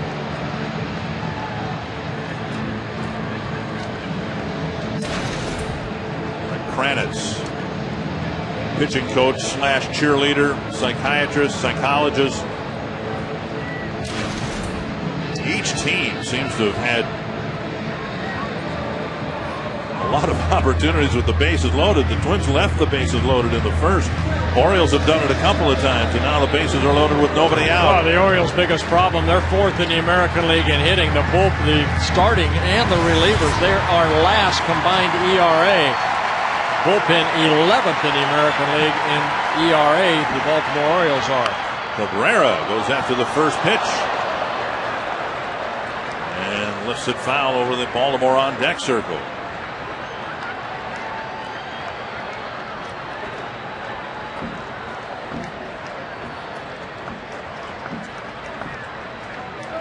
Couple of runs in the second, one in the third, one so far here in the sixth. Down and away. Orioles now, of course, would gladly take that ground ball hit at somebody. They'll give up one run and try to get 2 outs.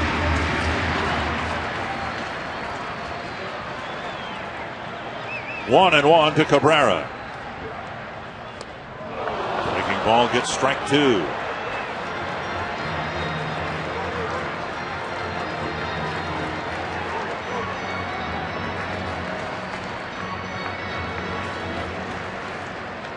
Bass realizing this will probably be his last hitter.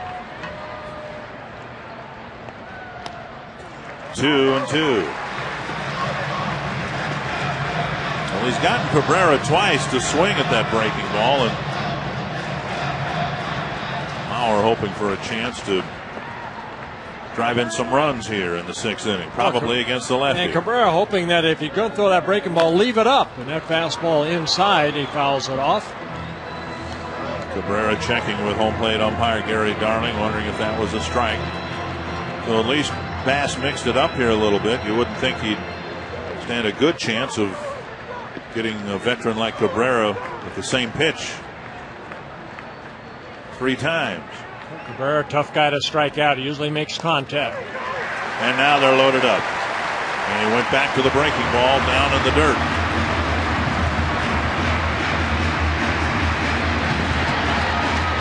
Tremblay has seen it all before. Well, he has to have a lot of patience.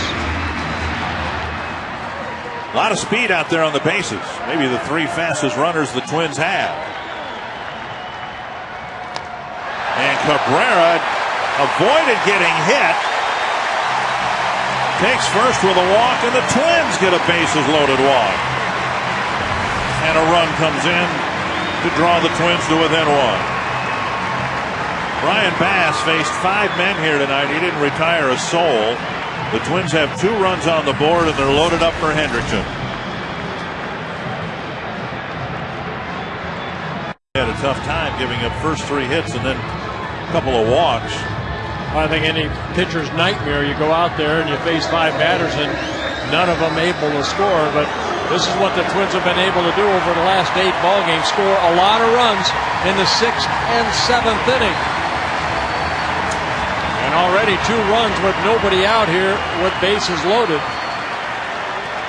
And on the mound it'll be Mark Hendrickson, the only left-hander out of the bullpen. He worked in last night's ballgame, faced only 1 hitter, and that was in the 6th inning off Jason Kubel. And Kubel hit a sacrifice fly, picked up an RBI. Bauer's going to go deep here. That's my call. Strike 1. You feel it? I do. Every fiber of my being. 1 strike. Mauer with a single in the first, hit a liner to Mora in the second, and hit a 3-hopper to Aubrey at first in the 4th.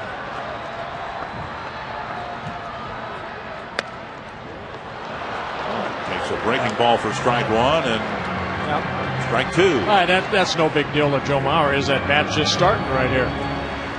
Mauer does have 1 grand slam on the year, and that came against the Chicago White Sox in Chicago off a left-handed pitcher, Jimmy Gobble. Gobble, gobble, gobble. 2 strikes to Mauer. Ball 1. Remember, Bass in pitching to Cabrera got ahead 0-2. I believe, or no, it was 1-2, and then ended up walking him. Henderson, a tall drink of water, 6'9". Played in the NBA, signed with the Toronto Blue Jays out of the NBA. 1-2 to Mauer. 2-2.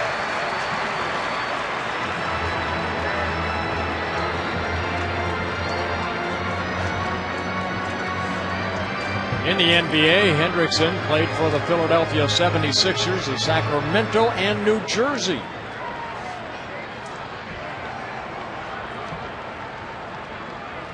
Two and 2 to Mauer.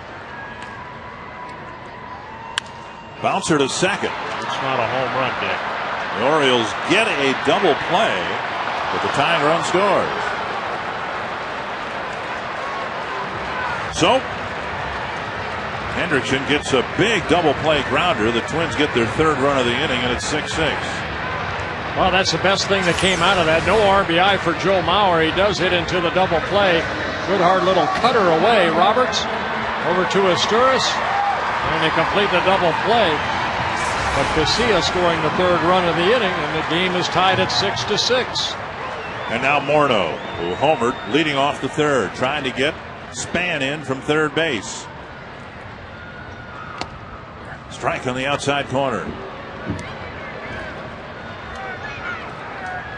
Hendrickson, the only left-hander in the Oriole bullpen. And he might be used up here in the 6th as he was last night.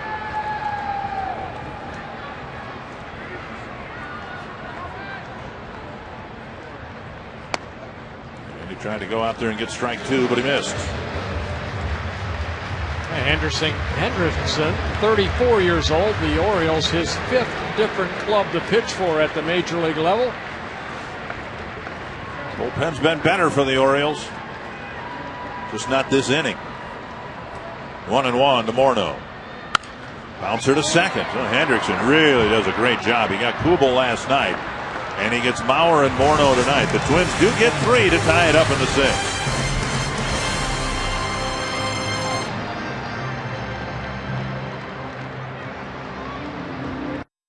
For the first 5,000 fans, 14 and under. Tickets for Target Back to School Weekend are on sale right now. TwinsBaseball.com. Call 800-33-TWINS. As we've discussed over the years, it's always was the most exciting time of the year for you growing up. Just the last days before the start of the school year. School? Yes, it was. Yes, it was. I enjoyed going to school. Yes, I did. Weeders facing a new Twins pitcher, Jesse Crane. Outside ball 1. Your favorite subject in school? Besides recess, study hall. Where I could do all my work that I maybe, all my classes I took. 1-0 to Weeders. Lifted down the left field line. See if Span can duplicate the catch of last night. Not quite. Jesse feels comfortable about that, Jesse Crane, because he's out on the mound now.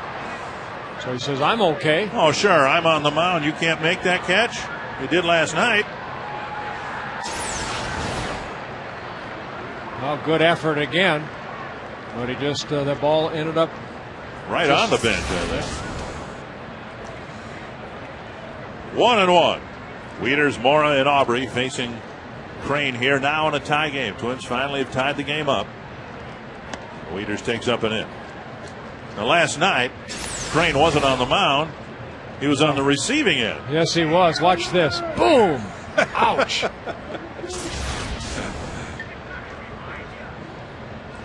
Two and 1 to the Baltimore catcher, and another foul into the seats.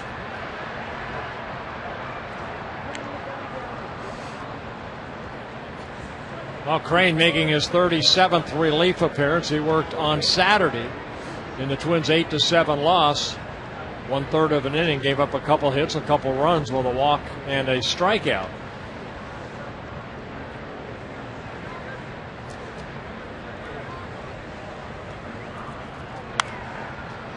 Jam shot to short. Cabrera has it. Now Morneau has it. 1 away. Dodge game summary, and a lot of runs on the board compared to last night. Aubrey right here, a 2-run double. That put the Orioles up. They scored 3, but the Twins came back with 2 in the bottom of the second, made it a 3-2 ball game. Justin Morneau with a solo home run made it a 4-3 Twins deficit, but the O's kept putting some runs on the board, as the Twins have. The Twins come up with 3 runs in the bottom of the 6th to tie it. And the Angels have come up with 3 runs in the bottom of the 2nd on a Howie Kendrick home run. They're leading Detroit now 3-1. Here's Melvin Mora. Swing and a miss, 2 strikes. Well, Bobby Keppel did his job. He did give up a run, as it turned out, in the 6th inning. But he got the Twins through 2 1/3 innings. In the middle innings, not the pitcher of record here. Crane hoping for similar results here in the 7th and 8th innings. Outside, 1-2.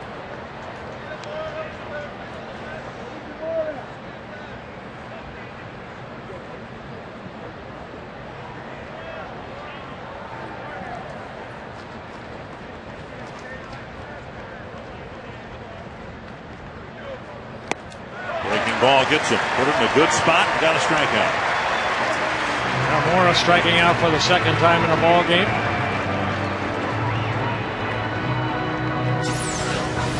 So 2 down. That'll bring up Aubrey. Good hard little cutter right there by Crane. Like you mentioned, a good spot down and away on the black. 2 down in the 7th. Aubrey, who's driven in 3 runs tonight, 2 with a double and 1 with a walk. The Twins have given up 2 bases loaded walks, and the Orioles have committed that sin once. There's a slower breaking ball bending over for a strike.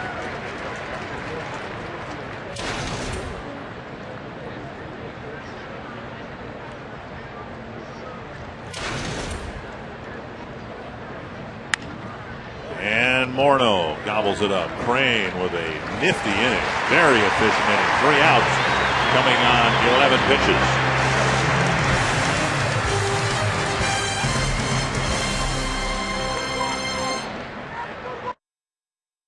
Fox Sports North is brought to you by McDonald's. I'm loving it.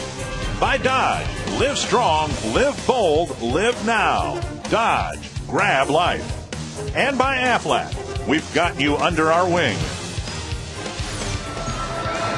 Oh, there you go, young man. You are a Mountain Dew fan of the game. Very nice. First game. Sartell, Minnesota, over there by St. Cloud. What a cute youngster. Twins have not had a lead in the ball game. Michael Kadire will lead off the Twins 7th against Chris Ray. Yeah, Chris Ray making his 33rd relief appearance. He worked in last night's ball game, an inning and a third. He ended up throwing only 9 pitches to get 4 outs. Kadire, Harris, and Young to face Ray here in the 7th inning. First 5 batters reached in the magical 6th inning again tonight. 3-0. The way Kadire's been swinging, you'd be tempted to give him the green light here, wouldn't you? Well, only a pitch that, he may get the green light, but it's got to be a pitch that he can drive over the fence. And instead, it's off the plate. So a leadoff walk in the 7th. Twins have done a nice job getting leadoff men on in this ball game. Only twice have they not done that. Yeah, too many walks for both staffs here tonight. 7 for the Twins, 5 now for the Orioles. Here's Harris, hitless in the ball game. A couple of ground balls and a line out to center. Harris does not have a sacrifice bunt. Young with 3 hits, but he's also gotten those hits on the ground, and he'd be a candidate for a ground ball double play if Kadire isn't advanced to second base here. And that's what Melvin Mora probably came in to Chris Ray to talk about in case of the bunt. Harris squares and takes a strike. Twins tried to sacrifice in the 6th with Casilla. He missed 2 bunt attempts and then whacked a double off the fence and right.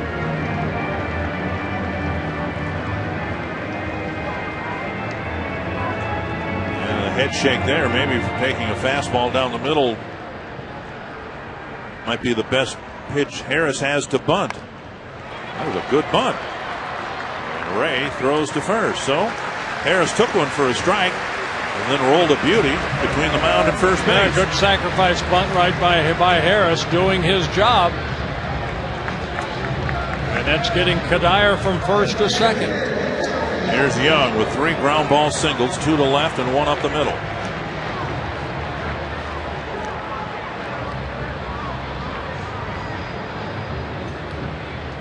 Hits for Young, the average up to 264. We've seen power in the last week and a half. Here, a 4th hit to the outfield might put the Twins in front for the first time tonight. Big swing and a foul, 1 strike.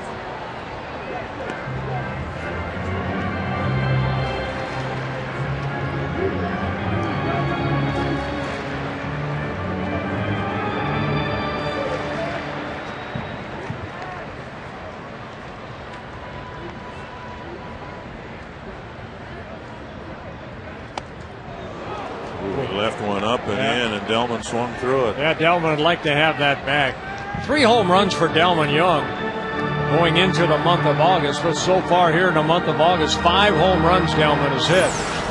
And I think he'd like to have this hanging breaking ball back, just swinging underneath it. We saw that last year from Delmon. Most of the power came later in the season. Roberts trying to hold Kadire at second, and here's one punched into right field. Markakis is there for out number 2. So Gomez will hit. Gomez chopped a single over the head of Mora as the Twins' first 5 batters reached in the 6th.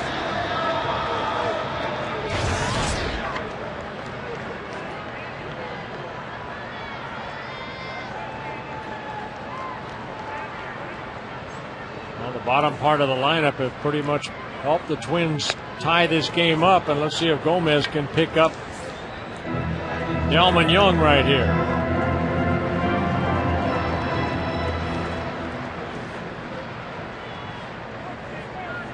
Kadire the lead runner at second. 1 strike to Gomez. Fouled back, 2 strikes. Twins got a leadoff walk in the 4th and didn't take advantage of it.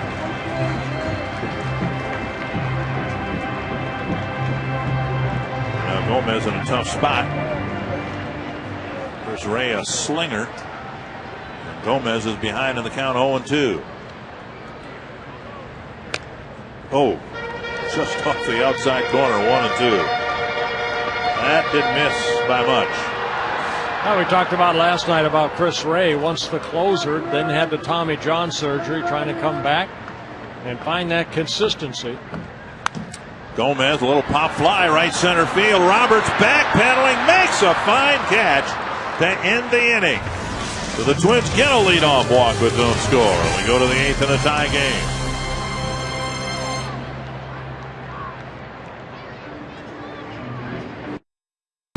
Tied at 6. Were they separated at birth? Dave Tremblay and William Shatner? Wow, nice job, Chuck. The guy on the right does the commercials for Priceline.com, or is it the guy on the left? Cesar Esteuras will lead off the 8th for the Orioles, and he takes ball 1 from Jesse Crane. Esteuras, Roberts, and PA facing Crane, who had a very good 7th inning. 1-2-3 inning on just 11 pitches. And now a strike, 1-1. Esteuras with an RBI single in the 2nd inning.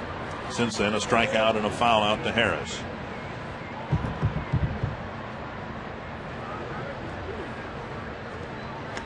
Breaking ball inside, 2-1.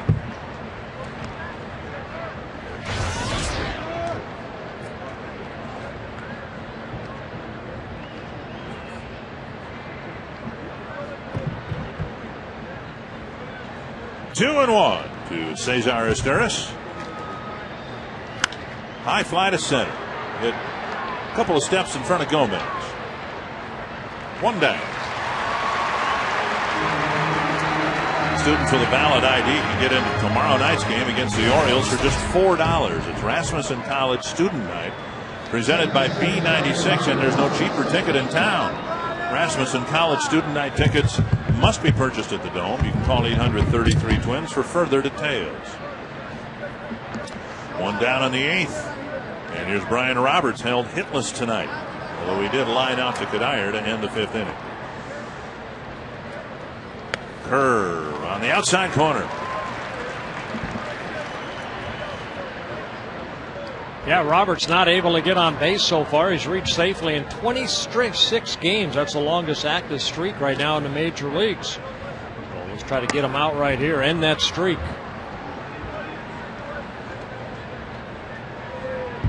Roberts a switch hitter, good hitter from both sides of the plate. 13 of his 14 home runs coming from the left side. 1-1. And not 2-1.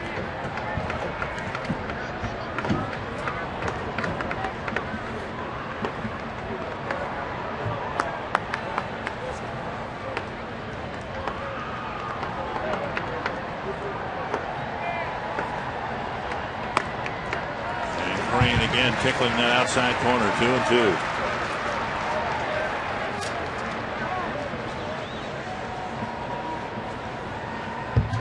Jose Maharis, the left-hander, Matt Guerrero, the right-hander.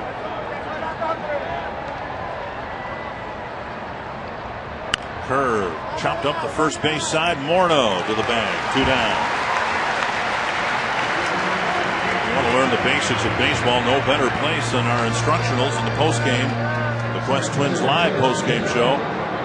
Bert and Ron will break down the techniques and strategies of the game, and tonight the art of the sacrifice bunt. I'm guessing, I'm going to go out on a limb here, say that you probably dropped down a whole lot more sacrifice bunts than Ron Coomer ever did. I guarantee you that right there. I guarantee you. Good bunt by Harris. Yeah. Swing and a miss by PA. He's had an interesting game, a sensational catch in center, a walk, but he was decoyed on a single at second base in the 4th, and a double and a base running mistake, trying to tag up on a foul ball in the 3rd. Strike 2. And Crane attacking the Oriole hitters here. So far, so very good. 5 up, 5 down. Boy, you said a word right there that is not said enough in the pitching department. Attack. And that's what Jesse Crane's doing. Left it up a little bit. Put a wrinkle on it. It's 1-2.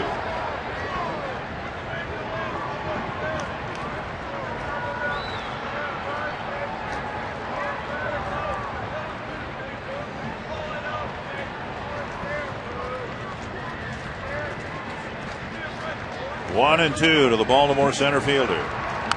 Sliced foul. I'll be interested to read or hear PA's comments on his attempted tag from second to third. And I'll bet he saw Mauer tumble into the dugout thinking, well, I got third base free. And turns out it was Morneau who caught the ball, who didn't go into the dugout.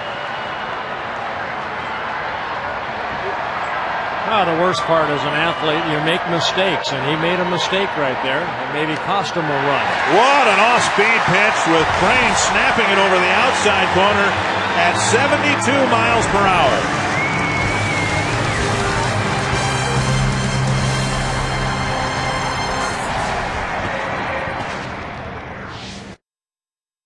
Here at the Metrodome, I'm Robbie Mikowski, and I invite you to stay tuned to Quest Twins Live featuring the Toyota postgame wrap. We'll talk about the Twins' late inning surge.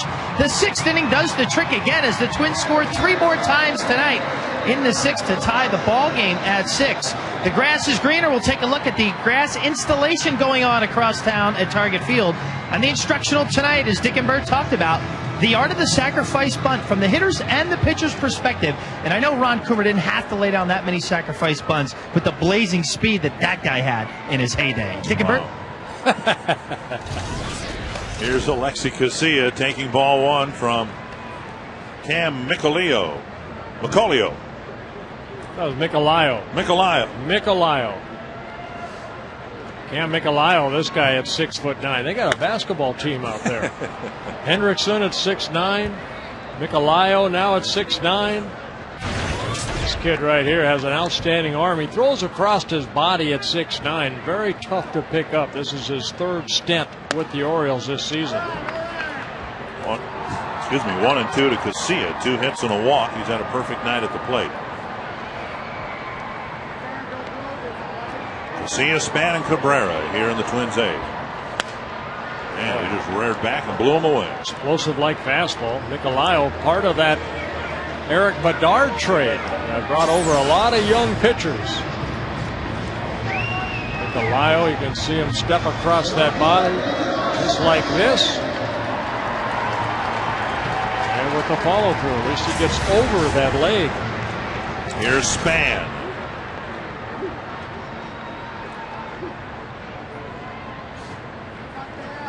Michelio just 24 years old. Fouled back. 1 strike.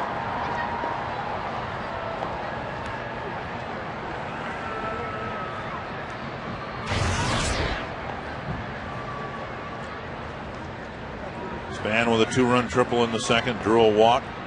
4th straight batter to reach against Brian Bass in the 6th. Outside, 1-1.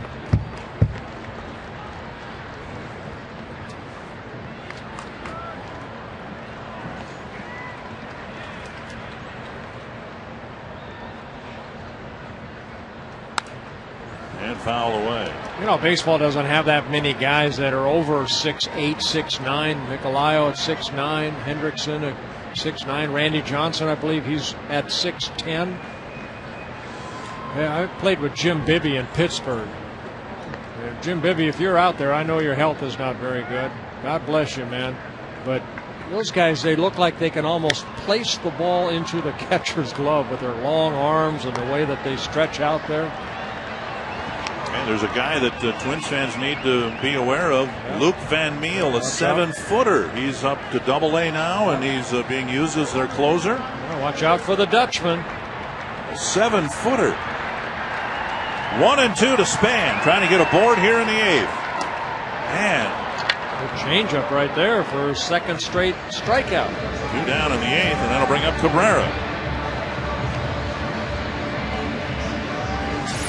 I pulled a string right here. Great location down in the strike zone. Here's Cabrera, drew a bases loaded walk to tie the game, or to make it a 1-run game in the 6th. Tying run scored on a double play ball. And alive, 10 pitches, 8 strikes for Michelio.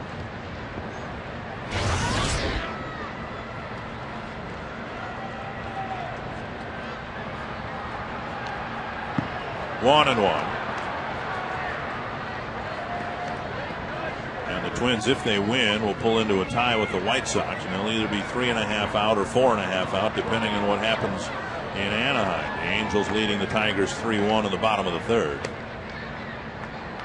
Jared Washburn pitching against the Angels, and Washburn's biggest trouble since becoming a Tiger is keeping the ball in the ballpark. And Howie Kendrick hit a 3-run homer early against him. Bounce toward the hole. Going to be a tough play for Asturis. No, got him, and the Twins can't believe it. No, he's my pick to stick tonight. He's safe right there. Call everybody back. He's safe. Well, it looked to me that he beat it out. Yep. I get an extra point.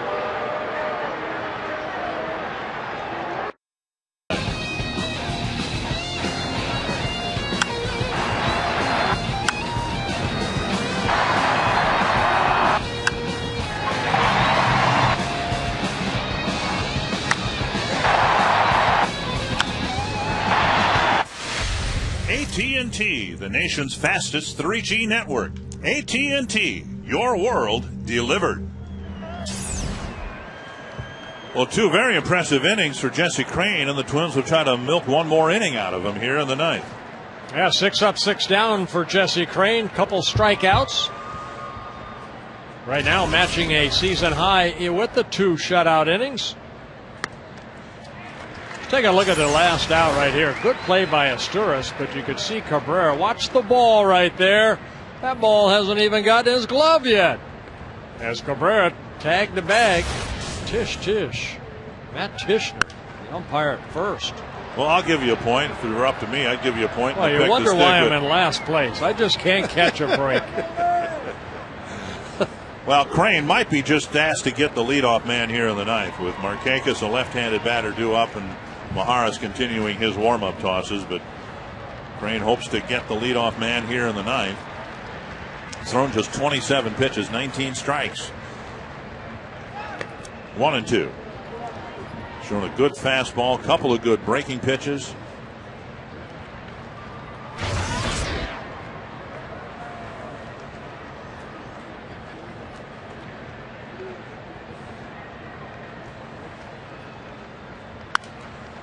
And that's flipped into the seats.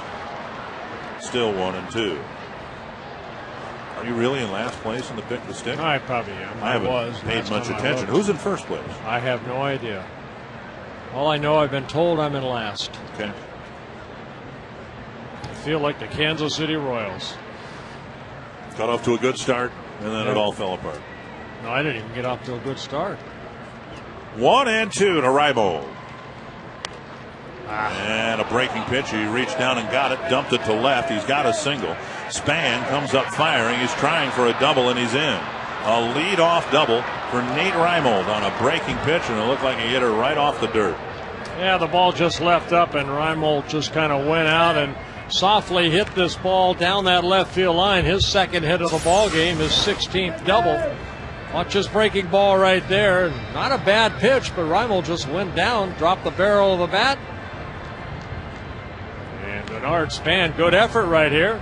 But it's a leadoff double, so good job by Jesse Crane, and hope that Jose Maharis can come in and get him out of this situation. So Crane leaves, and Maharis will come in to try to get Markakis. And Markakis, Scott, Wieters will all hit for the Orioles with the go-ahead run at second and nobody out. Well, a lot of pitchers used here tonight because of the starter, Armando Gabino. He lasted only 2 2/3 innings, gave up 5 hits, 4 runs all earned, with 3 walks and 1 strikeout. Second inning right here, that the Orioles were able to put 3 runs on the board on 4 straight hits.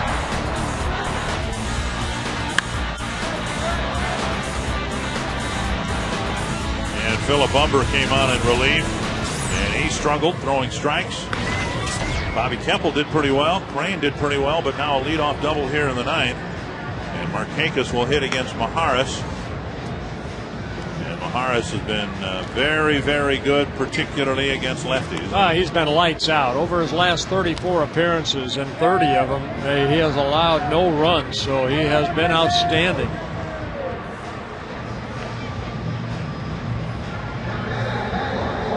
Markakis has reached his last 3 times.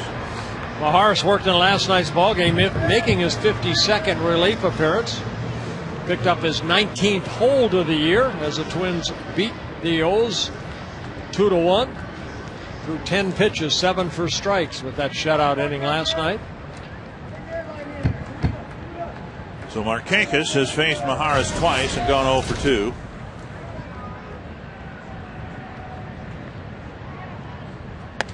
Up and in, ball 1. And Markakis, at the very least, of course, wants to pull the ball and advance Reimold to third base. Look at the splits. Lefty's hitting 133 against Maharis.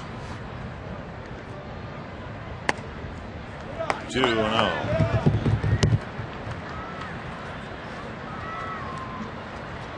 And Markakis, an accomplished hitter against righties and lefties. We've seen Maharis struggle with his control to the first batter. Very often 2-0, 3-0, 3-1. There's a breaking ball snapping over for a strike. Good pitch, and you look at Maharis over his last 10 appearances, covering 12 1/3 innings, not allowed a run.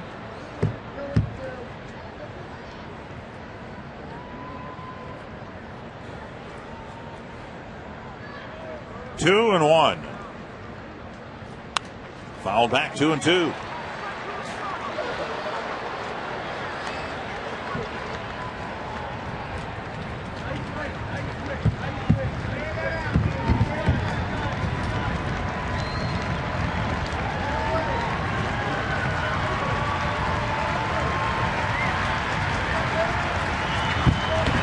Twins could use a strikeout.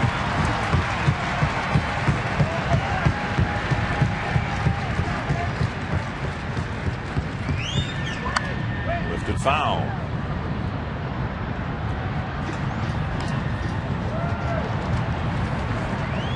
Dave Tremblay has seen his team carry a lead for most of the game tonight. Twins tied it up but weren't able to get over the top, and now the Orioles have a chance to reclaim the lead.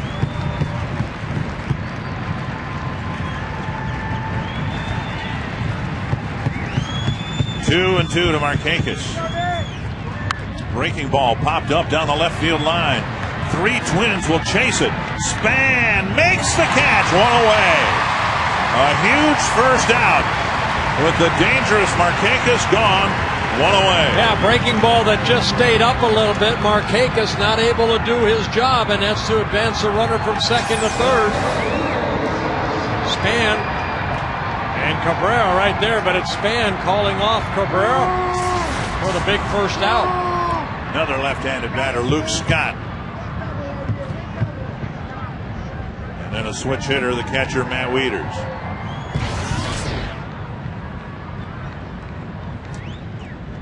Scott with an RBI single in the 6th that drove in the 6th Oriole run.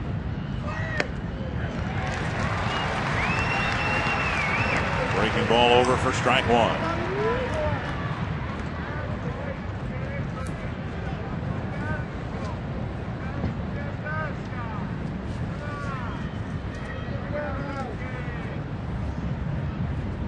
Scott, too, very good against left-handed pitchers. In fact, he's hit left-handers a little bit better than right-handers this year.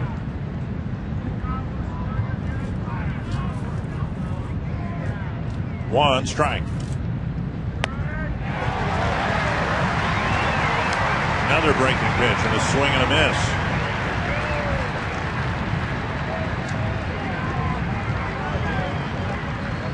Well, I think we're seeing a left-hander just having more and more confidence in Jose Mojarras, just 24 years old, really getting his first taste this year at the major league level. And he has really developed into a tough left-handed pitcher.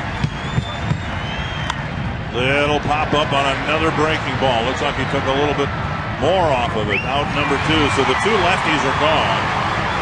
And now the switch hitter Wieters, and we'll see how the Twins, or what the Twins scouting reports tell him about Wieters, whether he's a more dangerous hitter from the right side of the plate or the left. Well, most of his at-bats come from the left side coming into the ball game. A .288 hitter from the left side of the plate, only .227 from this side of the plate. See, with 4 home runs so far at the major league level, 2 from this side. 2 outs. Runner still at second base and ball 1. Years ago, the Twins had a right-handed reliever who was built a little bit like Mojarras, not quite as tall. And he was closer, thought of as being closer material for a while. He ended up finding a home with the Red Sox as a pretty good right-handed setup guy. Swing and a miss. Richard Garces. Yep. And you look at Mojarras and you look at the physique, and they're similar. But Garces was a big guy, and weight was a concern with him when he was with the Twins. Oh, Dennis Reyes. You know, the Twins just had Dennis Reyes, who Mojarras is really taking over for. 1-1 to Wieters. Swing and a miss. So he went after Scott with breaking pitches. And he's going after Wieters with fastballs. Oh, those fastballs right past Wieters right here. I'd be surprised if they throw him a breaking ball to kind of speed up his bat. Let's see if they go right after him again. He was lazy or slow on that first 2 fastballs. And fastball high. That's one thing I looked at as a pitcher out there. When you can tell when somebody's not really on your fastball. They may foul fastballs over the first base dugout, meaning that they can't catch up to your fastball. So why throw a breaking ball, allow that barrel of the bat to get out quicker? You have to keep pumping in that fastball. 2-2 to Wieters. Now a full count. He tried the breaking ball right there, and Wieters took it. Guerrero is warmed up. If the inning is extended beyond this plate appearance, Melvin Mora might hit against Matt Guerrero. Twins have issued 7 walks, but none since the 4th inning. One of the reasons they've been able to get back in this game. I challenge him right here. They got a piece, foul to the net.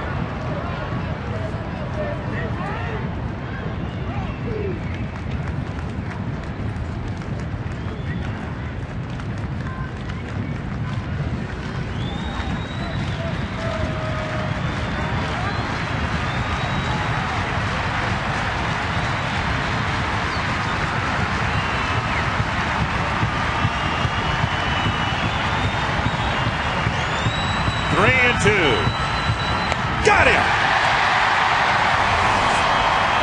Maharis with a sterling job in the ninth.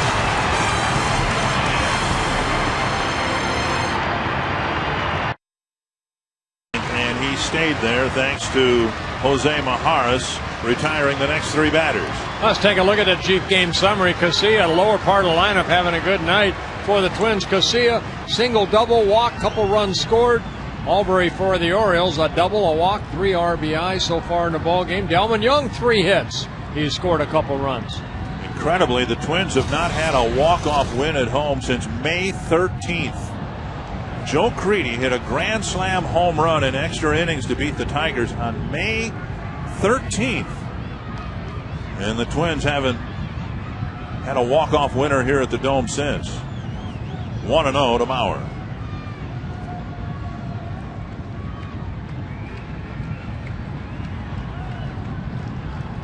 Mauer singled his first time up. And with Mora playing in short left field, Mauer threatens to bunt. Takes a strike.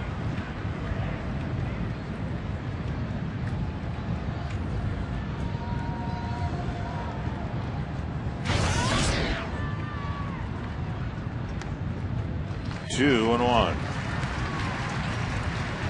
Leo did a great job in the 8th, striking out 2 men and having a 1-2-3 inning. But now in the 9th, Mauer, Morneau, and Kadire.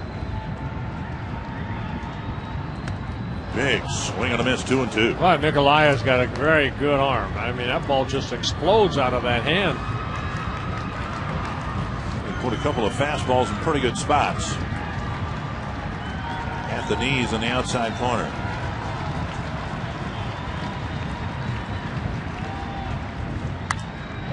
Put right at the shortstop. Izturis throws low, dug out nicely by Aubrey. So Izturis short-armed to throw a little bit, and Aubrey had to make a good play to get the first out. 1 down, and here's Morneau.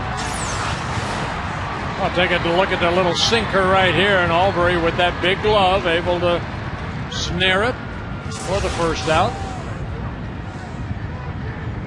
Morneau with a solo home run leading off the 3rd, his only hit of the series.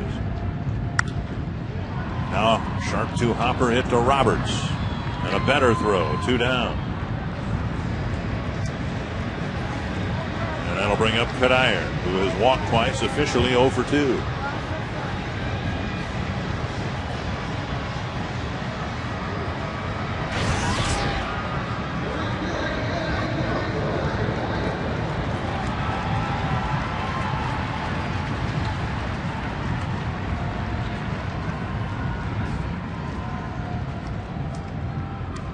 Down and away, ball 1. Well, Nikolaev coming into this ball game, he had worked 9 2/3 innings, allowed only 3 hits with 3 walks and 11 strikeouts. Just wonder why this young man has been up and down 3 times. It's Kadire to go after a high, hard one, 1-1. And now 2-1.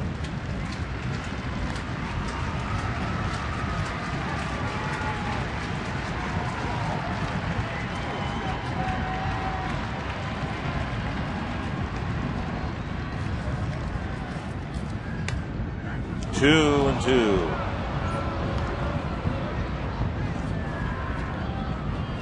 His fastballs have been right at the knees. He hasn't elevated the fastball at all in his outing.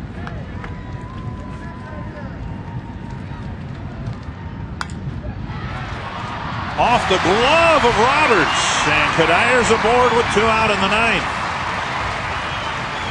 9th. Jammed himself right there, hitting the turf. Roberts a little wounded out there at second base. That ball looked like it might have sailed on him and might have hit him in the wrist instead of the glove. Well, that ball just coming right back to him and ended up hitting, looked like the heel of the glove. Roberts gingerly getting up. Walking slowly, yeah. Richie Mansel's the trainer for the Orioles, coming out along with Dave Tremblay. Twins have made a move. Jason Kubel is going to come off the bench and hit for Brendan Harris.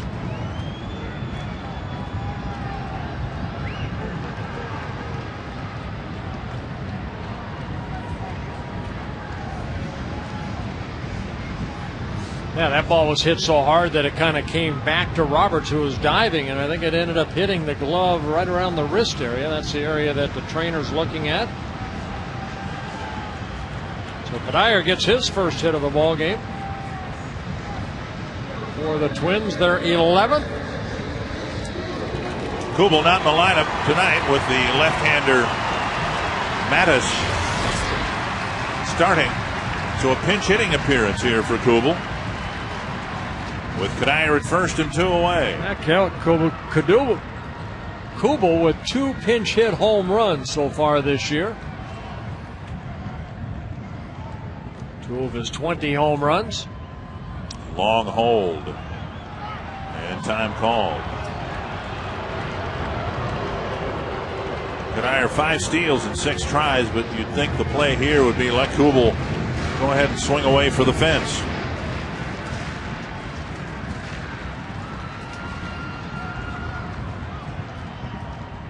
And Kubel takes a fastball, strike 1.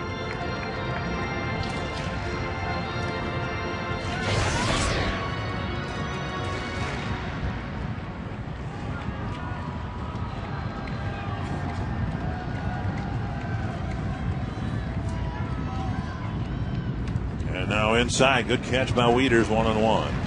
Tigers have added a run in the top of the 5th. The Angels lead at 3-2. White Sox have already lost 6-3. Twins hoping to extend their winning streak to a season high 5 games here tonight.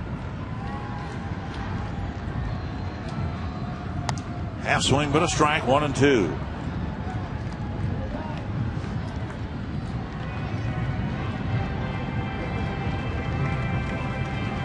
Harris had gone 0 for 3 with a sacrifice bunt. Kubel trying to send us home. He takes ball 2.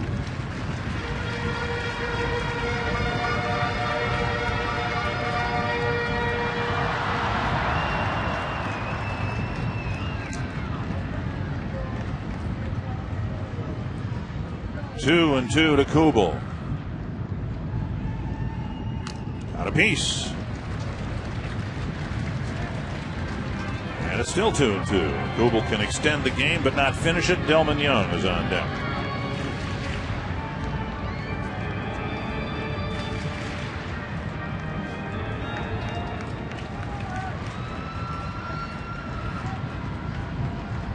Two and 2 to the Twins pinch hitter. 3-2, and now Kadire can take off from first. And Aubrey's going to play behind him, I would suspect. And that's what Aubrey's going to tell the pitcher right there, where he's going to play, and he's going to back up. Well, Kadire should get a pretty good lead right here.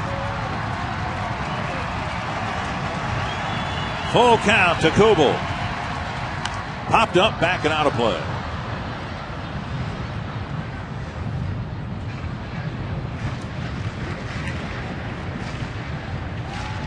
31 pitches for Nicolio.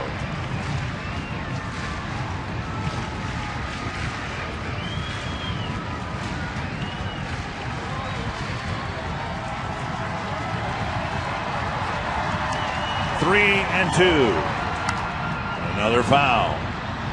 Another low 90s fastball.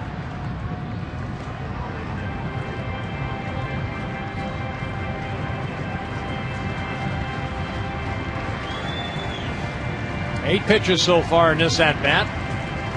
3 2-strike fouls.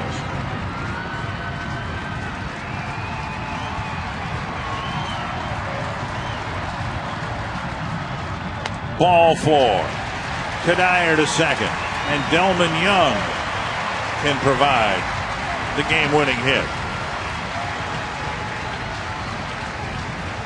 So with 2 outs, the Twins get a single off the wrist of Roberts. Now a walk coaxed by Kubel. And Young, who has 3 singles on the night, is in search of one more. Nick Punto is going to run for Kubel. And if there is a 10th inning, probably stay in and play third.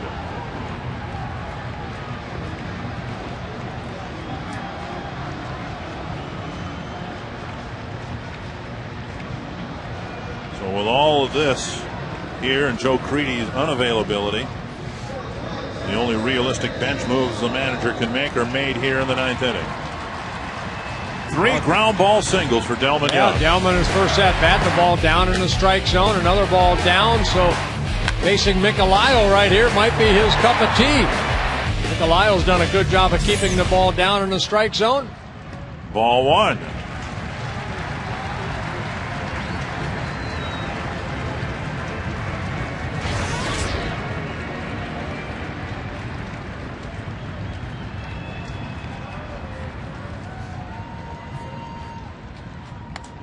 Two and 0.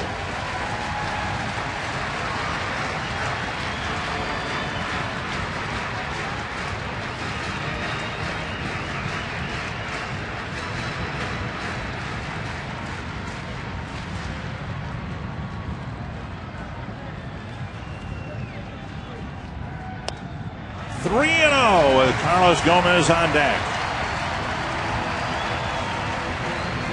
No activity in the Oriole pen, so if Micolio walks the bases full, there are no other options. He's got to try to get out of it himself. I think Delmon needs to take a pitch right here.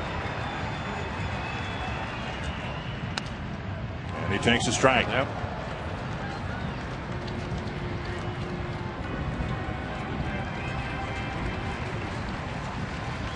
Three and 1 to Young. Just a little base hit, Delmon. That's okay. Swing for the fences. 3 and 2. Rising fastball there, but now same situation with Kadire at second. He'll get a bigger lead and an earlier break. A hit to the outfield should win it for the Twins. There's a hit to the outfield. Kadire around third. There's your walk-off winner. Nice going, Delmon Young. Mob him. Not since May 13th have they had the dog pile.